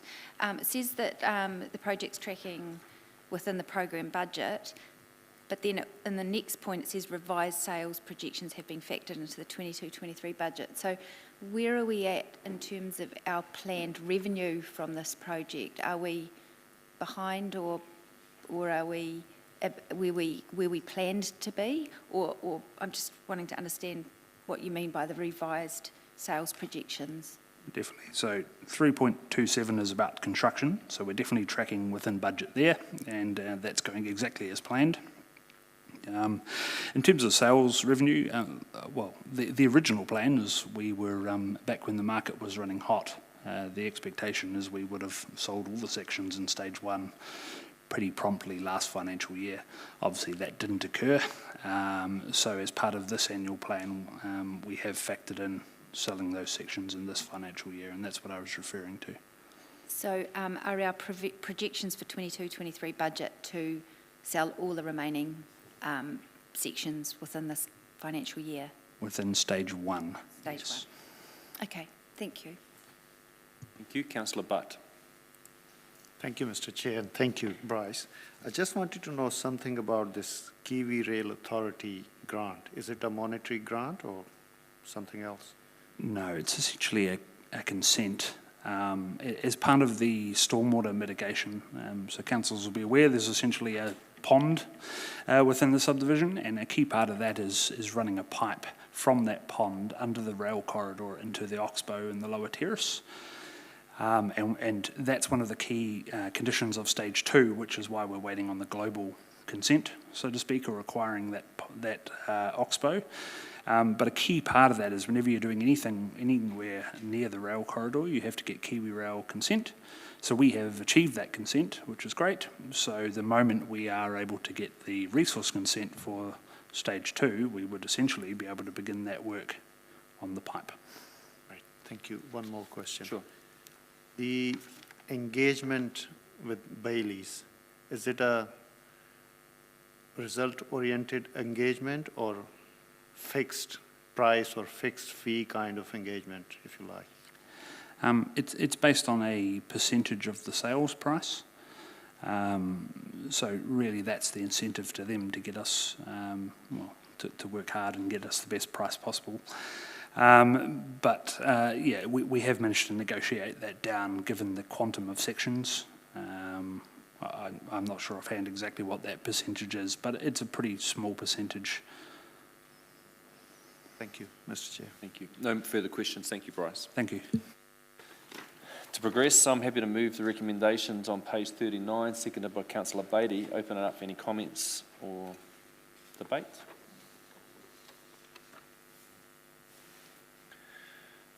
There being none, I'd now like to invite a vote.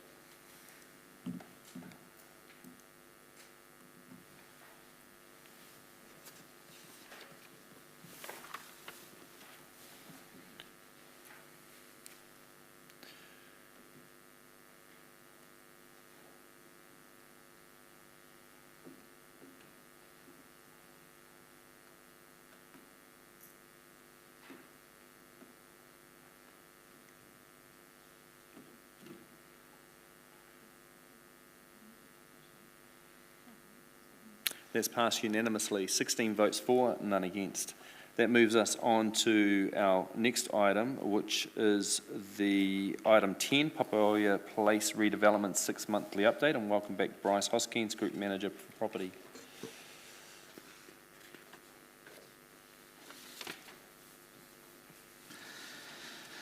Good afternoon again. Happy to treat this one relatively as read as well.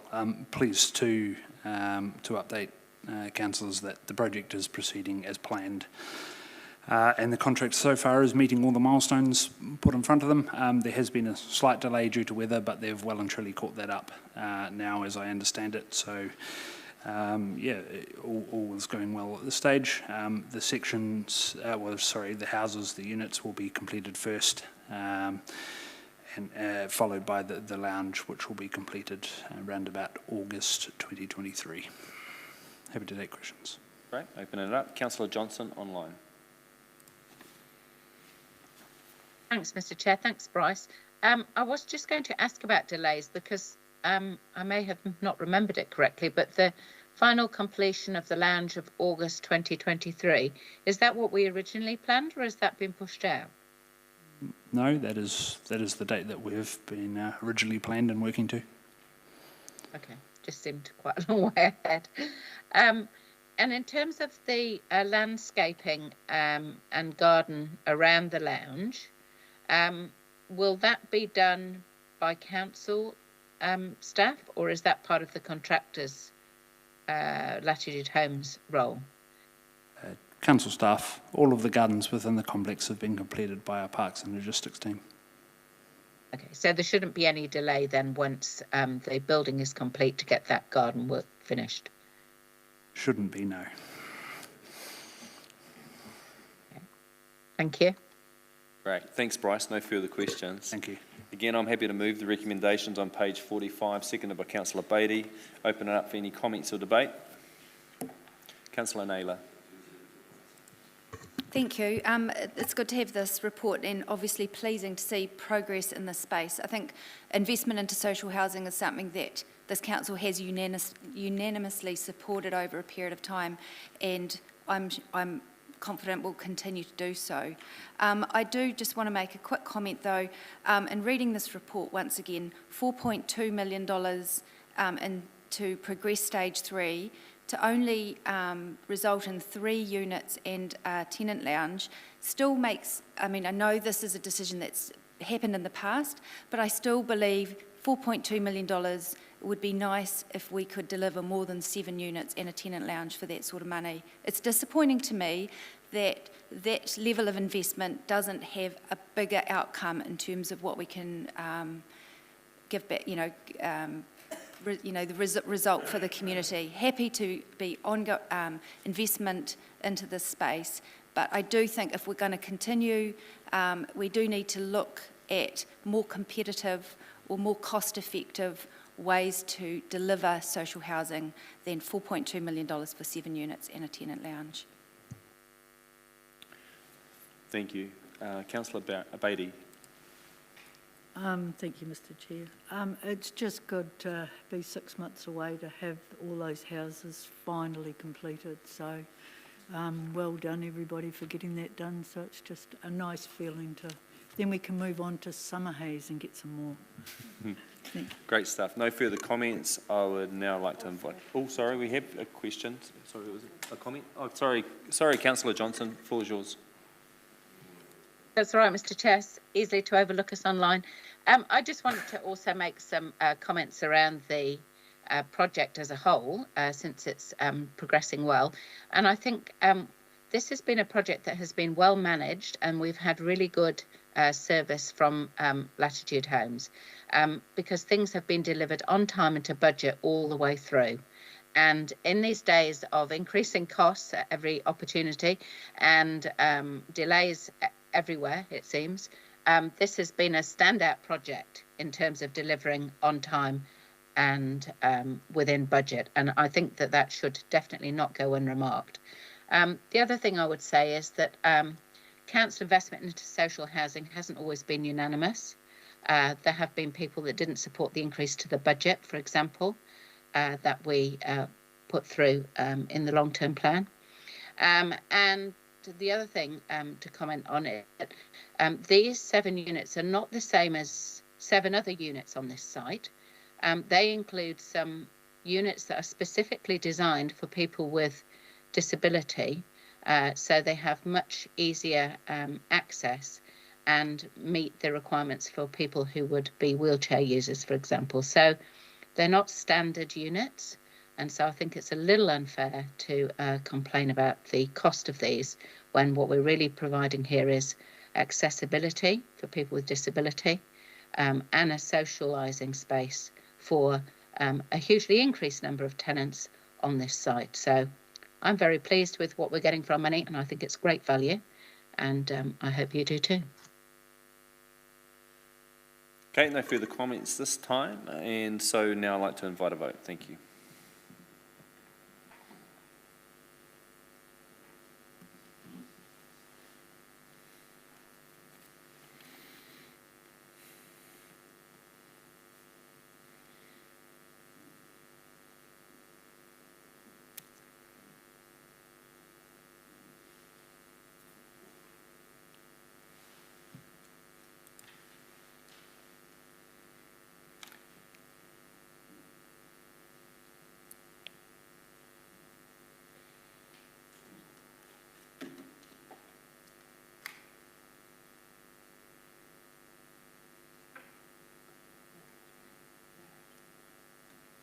It's passed, 15 votes for, none against.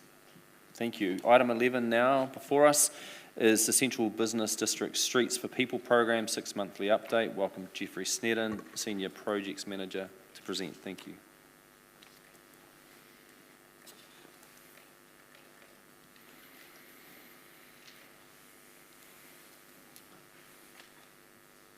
Good afternoon. I'll take the report as being read and happy to answer any questions you may have.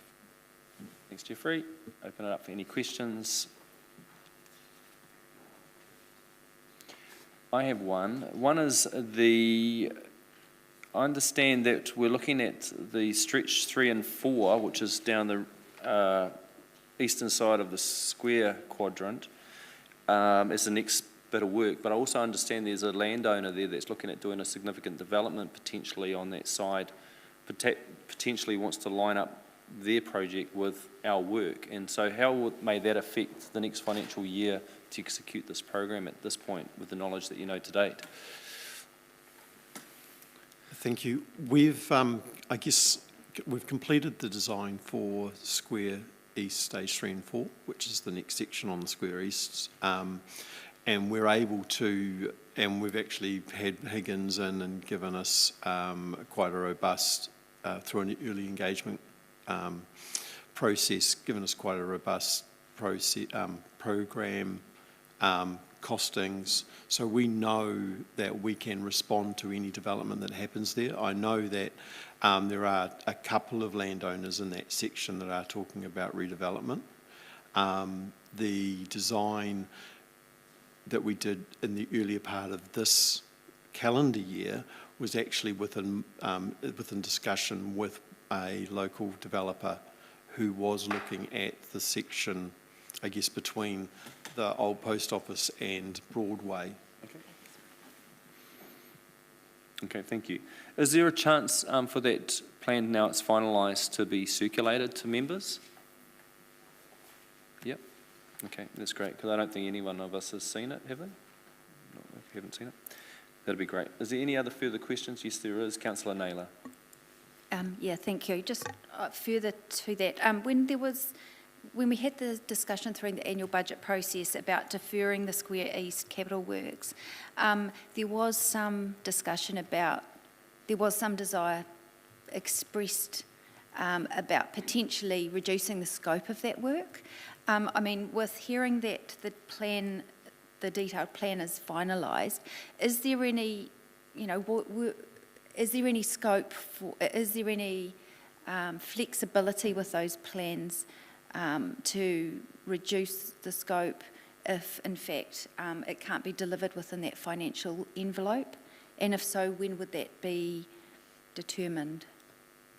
Through you, Mr. Chairman. When I said the design's done, it's just for 3 and 4. Now, we were looking at, we engaged Becca to do the design of all the streets. We then gave Becca the direction that we actually wanted to see something happening and give them a bit of a speed up. And so we focused on the delivery of stage 3 and 4 through to the point that we engaged Higgins through an early engagement contract to assist us with the build. And that was put on hold once the council deferred that money through the annual plan process. So we can, we've got plenty of opportunities. The plan that I said that's been finalised is really only for stage 3 and 4. We still have plenty of opportunity if the budget that council approves moving forward doesn't align with what we've got. We've got value engineering options for that area, and also we're designing for the remainder of the streets within the council's approved budget that we currently have in the LTP. Sorry, I probably wasn't clear. It was the remainder of Square East that I was referring to in terms of the comments that were made. So in terms of the plans that have been finalised, are there cost estimates that have been done as a part of that, and do they align with the $2.9 million budget for the remainder of Square East? Through you, Mr. Chairman, no, they exceed the 2.9 million. Okay, and that's what I had suspected. So how much are we looking at? It's a quantum of about another $2 million, I believe. So if that project was to be reduced in scope, when would the direction from council need to be given in order to adjust the plans? Through you, Mr. Chairman, we were taking the view of looking at the project in its entirety. So that included Broadway, Square North, Square West. The overall LTP budget is a $26 million program. We are looking at options of where the best spend of that $26 million is. So it may be that we reduce the scope of work in Broadway, for example, as that it needs maybe some tidying up. It doesn't maybe need a complete repave. So there are options that we are looking at, but we're looking at them as a broader overall point of view, and then saying, are there options also within each individual street? And Square East is included in that. So just further to that, will elected members be engaged to determine the prioritisation of where the investment might go? Will that just happen in next year's annual budget process, or would there be any engagement prior to that?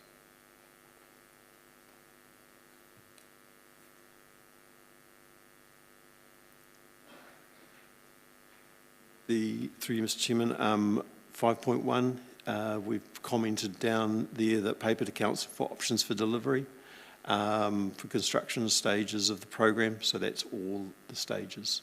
So that's next May? Yes. So that'll be during the annual budget process, will it? Or That's what I understand, yes. Okay, thank you. Thank you. No further questions. Thanks. Thank you, Jeffrey. Again, I'll move the recommendations on page 49 in the report, seconded by the Deputy Mayor this time. Open it up for any comments or debate.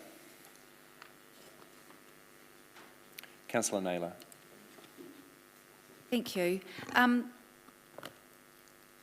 I do think the timing of some of this is a little bit problematic in terms of the fact that we've got $600,000 included in the current financial year for the planning of this work. I think leaving elected member input into the prioritisation of further stages to next May is quite a long time away when we're progressing, further work in terms of the planning.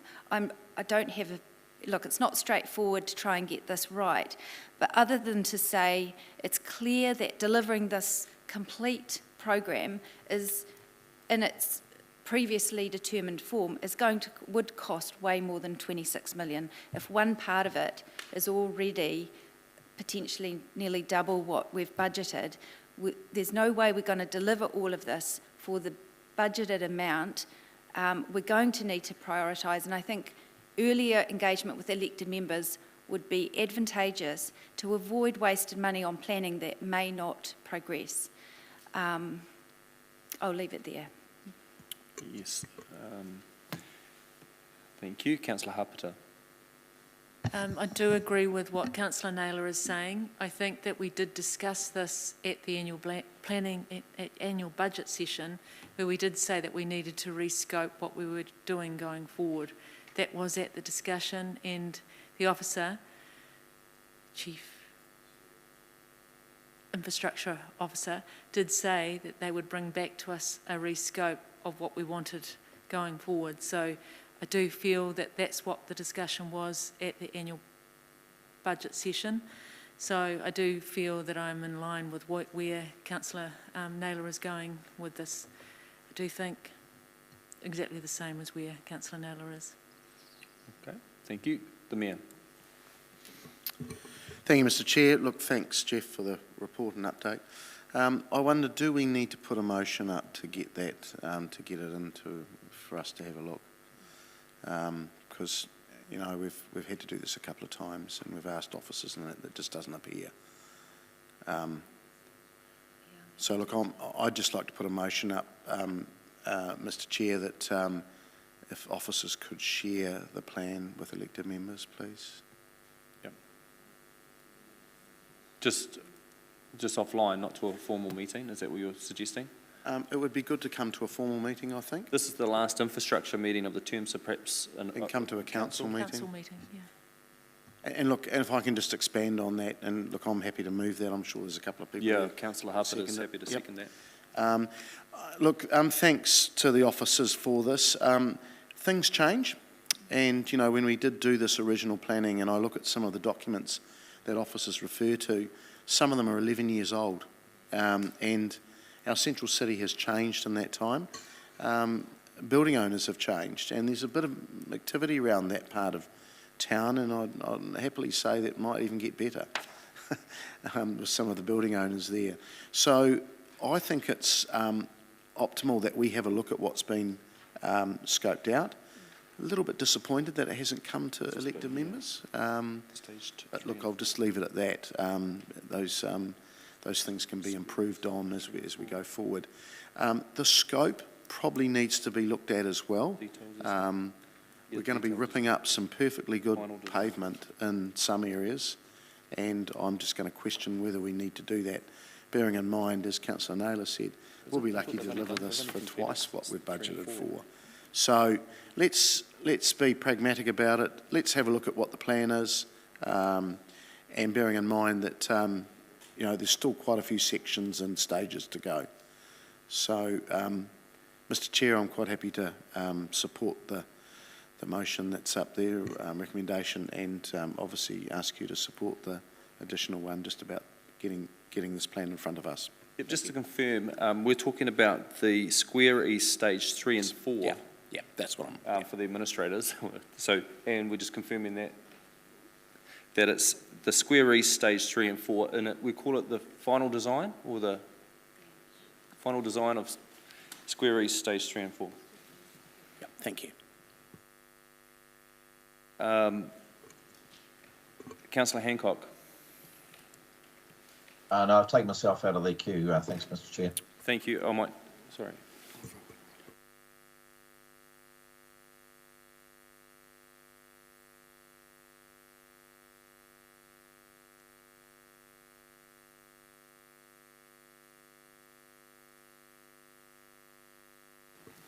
Just for clarity, so we'll just get that recommendation up. Sorry, Jeff, can we just understand that is finalised, that Square East Stage 3 and 4, I understand that design is finalised. It's finalised in the point of view that we have tendered it, we've got a tender price, so we know what the market says about that design. Yes. Would I say that it's final, never to be changed? Sure. No, I guess that. But I just want to make sure that that's available to come to the council meeting at the end of the month, for example, and we don't have to wait till the end of the year. That could come to the council. I've got it in the drawer upstairs. Yeah, so that was my understanding. Just if you want a laptop upstairs, I don't know. Yeah, I think find a way. That's helpful. Yeah, I think that's helpful. Just wanted to understand the timeline and what we're expecting there. I'm going to make some comment. I was going to say that while there is some budget increase and it's been recognised here as a couple million, I take Councillor Naylor's point around overall. It's indicating that the whole project budget's going to need to be increased. I think this is a strategic project for us, the Street for People program. And year on year, we'll have to determine the priorities of each pressing budget. And of course, the new term may present different political priorities. But for now, I think we need to still advance as if this is the intent to move forward. And then if there's a request for additional money each year, then they're the decisions of the council of the year. So I'm comfortable that we're still moving forward in the right direction. Every project's got financial pressures on it, from whether it's wastewater to roading to doing basic roundabouts, and so that's the brutal reality, and therefore it comes down to us just really having harder debates on what are actually our priorities, what are the projects that we are still going to do, because the costs don't change, or we strip them back and do basic upgrades, which I don't think the city's actually looking for. I think they do want priorities, and they do want strategic investment made for the long-term benefit of our city. So I'm comfortable with the way forward. I am happy with the Mayor's request to actually see it formally. I think the public will also have some interest in this, and so therefore I've got no trouble supporting the second recommendation. Mr. Mayor, did you want to write a reply for this? No, I think it's just, it comes back into a formal public environment. That's the best place to have a look at it, and and we can discuss it, and we can talk about scope at that meeting as well. Yep. Okay then, I'll move, or at least invite a vote on both. Thank you.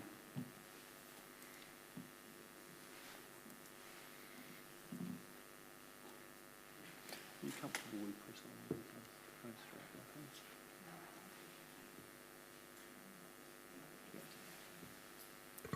So that's yes.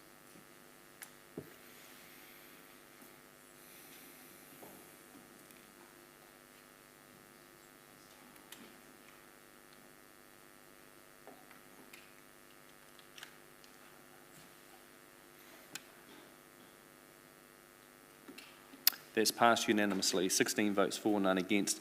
Members, we're going to keep pressing on and head to the finish line. So therefore, I'll call on item 12, which is the Memorial Park Development Plan Update Report, and invite Bryce Hoskins, who is the Acting Infrastructure Manager, and Aaron Phillips. You have to remind me what your title is, Aaron, when you come to the table to present this report.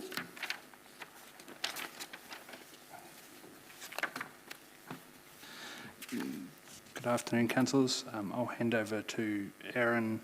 He can give you his official title at the same time, and then I'll just let him give a quick update on the project.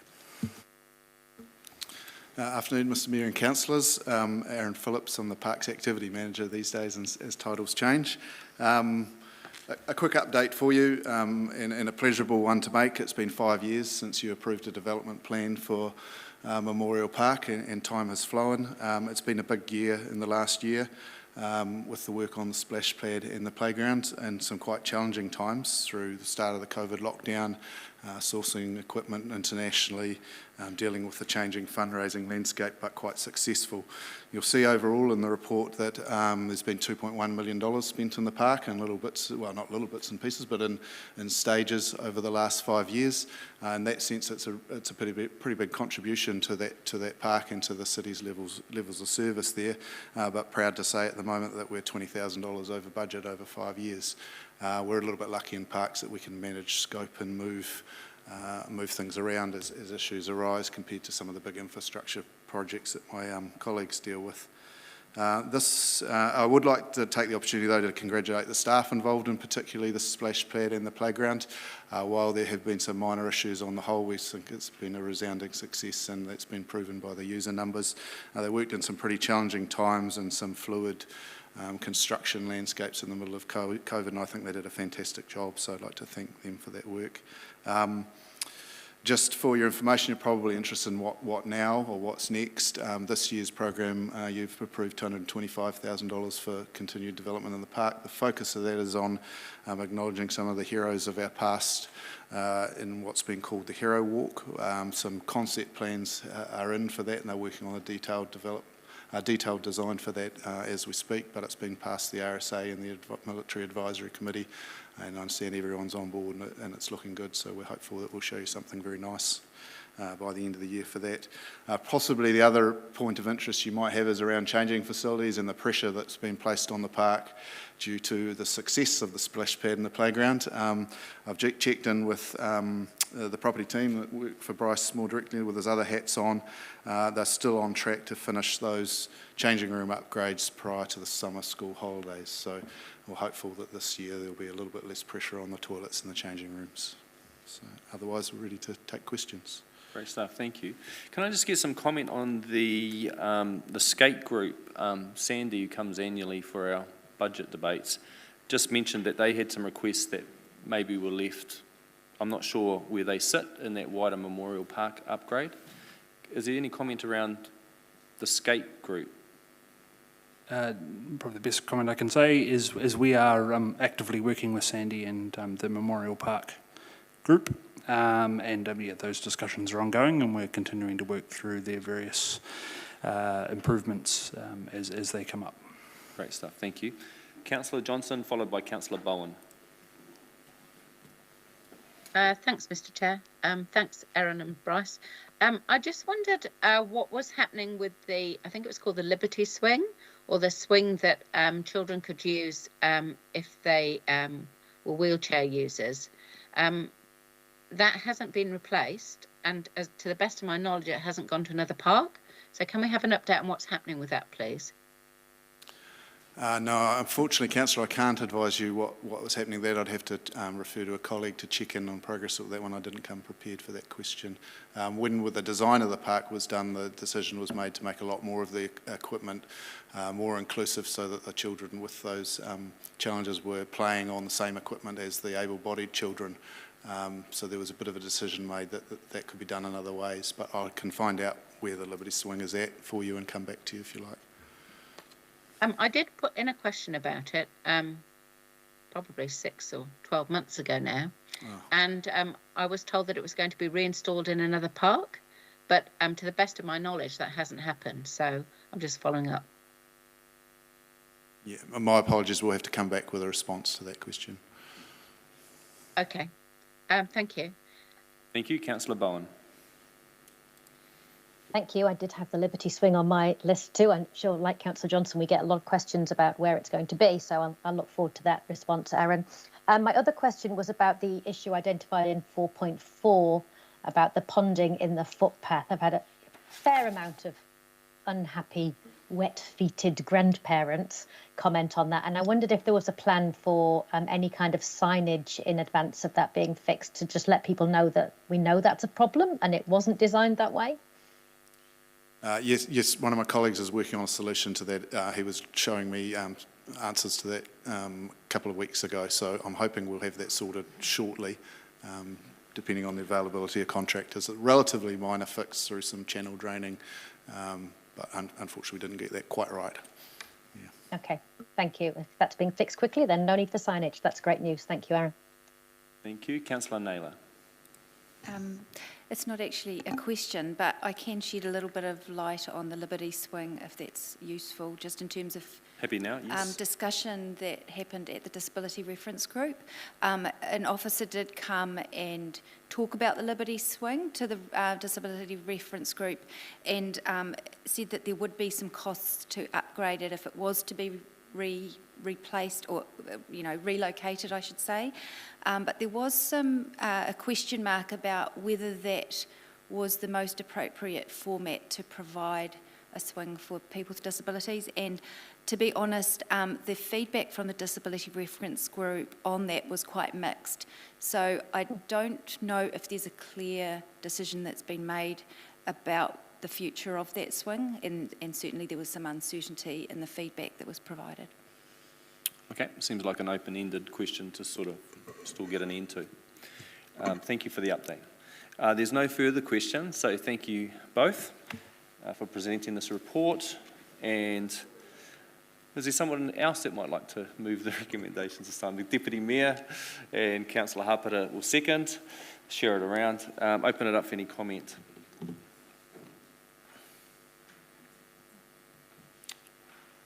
Is it you, Councillor Bowen, wanting to comment? I see a hand still up. You can lead the way. That was me. Thank you. Thank you, Mr. Chair. Yeah, I just want to express gratitude to the officers who've seen this project through. This has been a long piece of work, and I think back to the initial work that was done to increase accessibility in Memorial Park, which led into this conversation about what the future of Memorial Park would look like as a destination playground. And I noted in the report it was recognised as a destination playground for the city and the region, which just speaks to how very popular that splash pad has been. But sitting in the refresh and the reimagining of that space, that wasn't the most smooth rollout we've ever done of opening a new play space. But having got through those challenges, the community have embraced this asset. It provides free, accessible play space for people of all ages and who travel across the city to get there, so not just serving that local area. So it's a hugely successful project. I look forward to seeing it come through to completion with the Heroes Walk. I know that our Defence Heritage community have been very involved in that and very supportive of it. And I'm interested to see in that this isn't just telling what might be perceived as military hero stories, but has also lent into our conscientious objector stories, for example, and the stories of animals involved in that particular story. So this is a great piece of work that's pulled together lots of different strands of history and heritage and really found a home in our community. And I've been delighted to see it come this far. So thank you to you all. Thank you. Councillor Johnson. Yes, certainly some words of congratulation from me as well. I think one of the things that has really stood out with this project is the level of community consultation and partnership that's occurred throughout, both, from the initial meetings at the park to hear what people envisaged for their park, to the way that projects have been carried out, and the funding that we got for the splash pad, so that it wasn't all coming from ratepayer money. I think it's been a really well handled project throughout, and so congratulations to all involved. I think having a free access swimming pool, paddling pool and splash pad has been a huge asset for the community, and I think people truly appreciate having open access to facilities for kids in the summer months when the pressure's on financially to get through the summer, keep the kids entertained and not spend a fortune, and having access to those facilities. There's been many happy days spent with picnics at Memorial Park this summer, and people just really appreciating the facility. So I think it's been a really excellent development, and congratulations to all involved. I did have very positive feedback about the partnership with CLM, that people really appreciated seeing. I know we didn't technically call them a lifeguard, but a lifeguard on duty, and that has helped as well, I think, around water safety. So that's been a super development as well, and it's just something that we can be really proud of as a city, and it's a great success, notwithstanding a few teething problems, but we've got through them. Thanks. Yeah, thank you. I'll comment too. I think the reference of the teething problems around the staggered start, or around waiting for that funding application to be confirmed. I just wanted to acknowledge the community response actually wanting to come forward, and we're happy to start raising money themselves just as a community effort, which was really uncalled for, but really, I guess, an indication of just how much liked this ever popular park is. And overall, we got there, got it restarted, and it's been a resounding success. So well done again. To everyone that's activated and designed and made that project just so stunning for an all-time favourite park. So well done, very popular project. Councillors, that ends the speaking queue, and so now I invite a vote.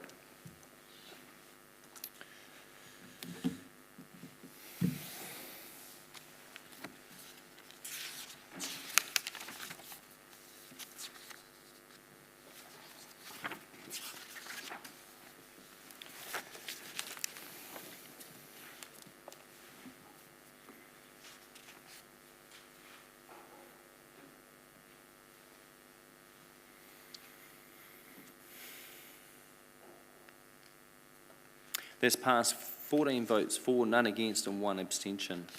Moves us on to our final item, item 13, which is our committee work schedule.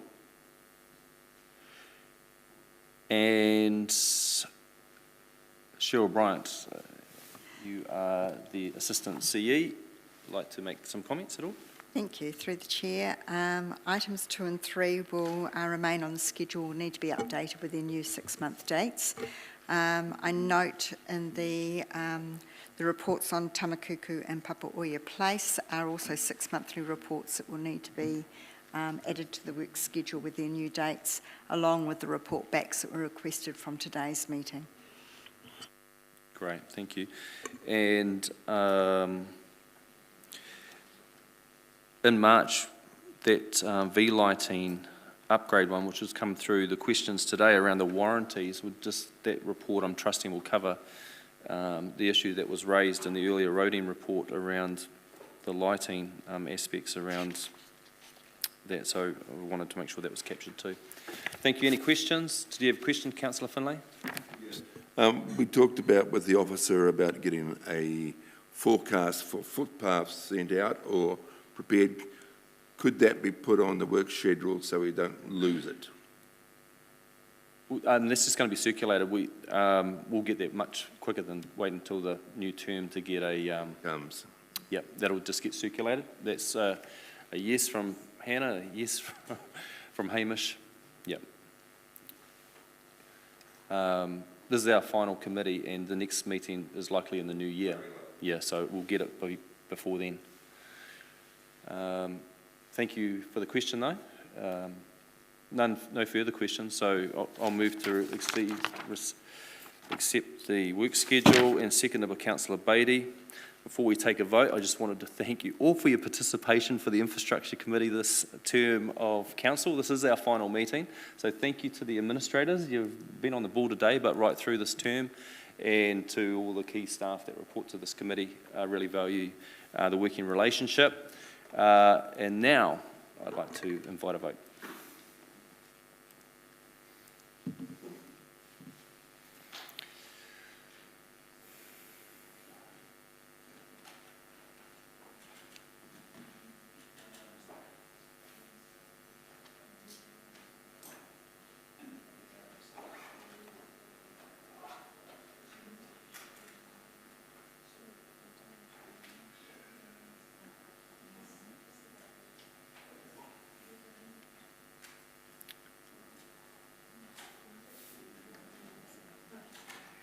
We're done. That's passed, 14 votes for, none against. That's unanimous. Thank you. That concludes the infrastructure meeting for today and for this term. Thank you.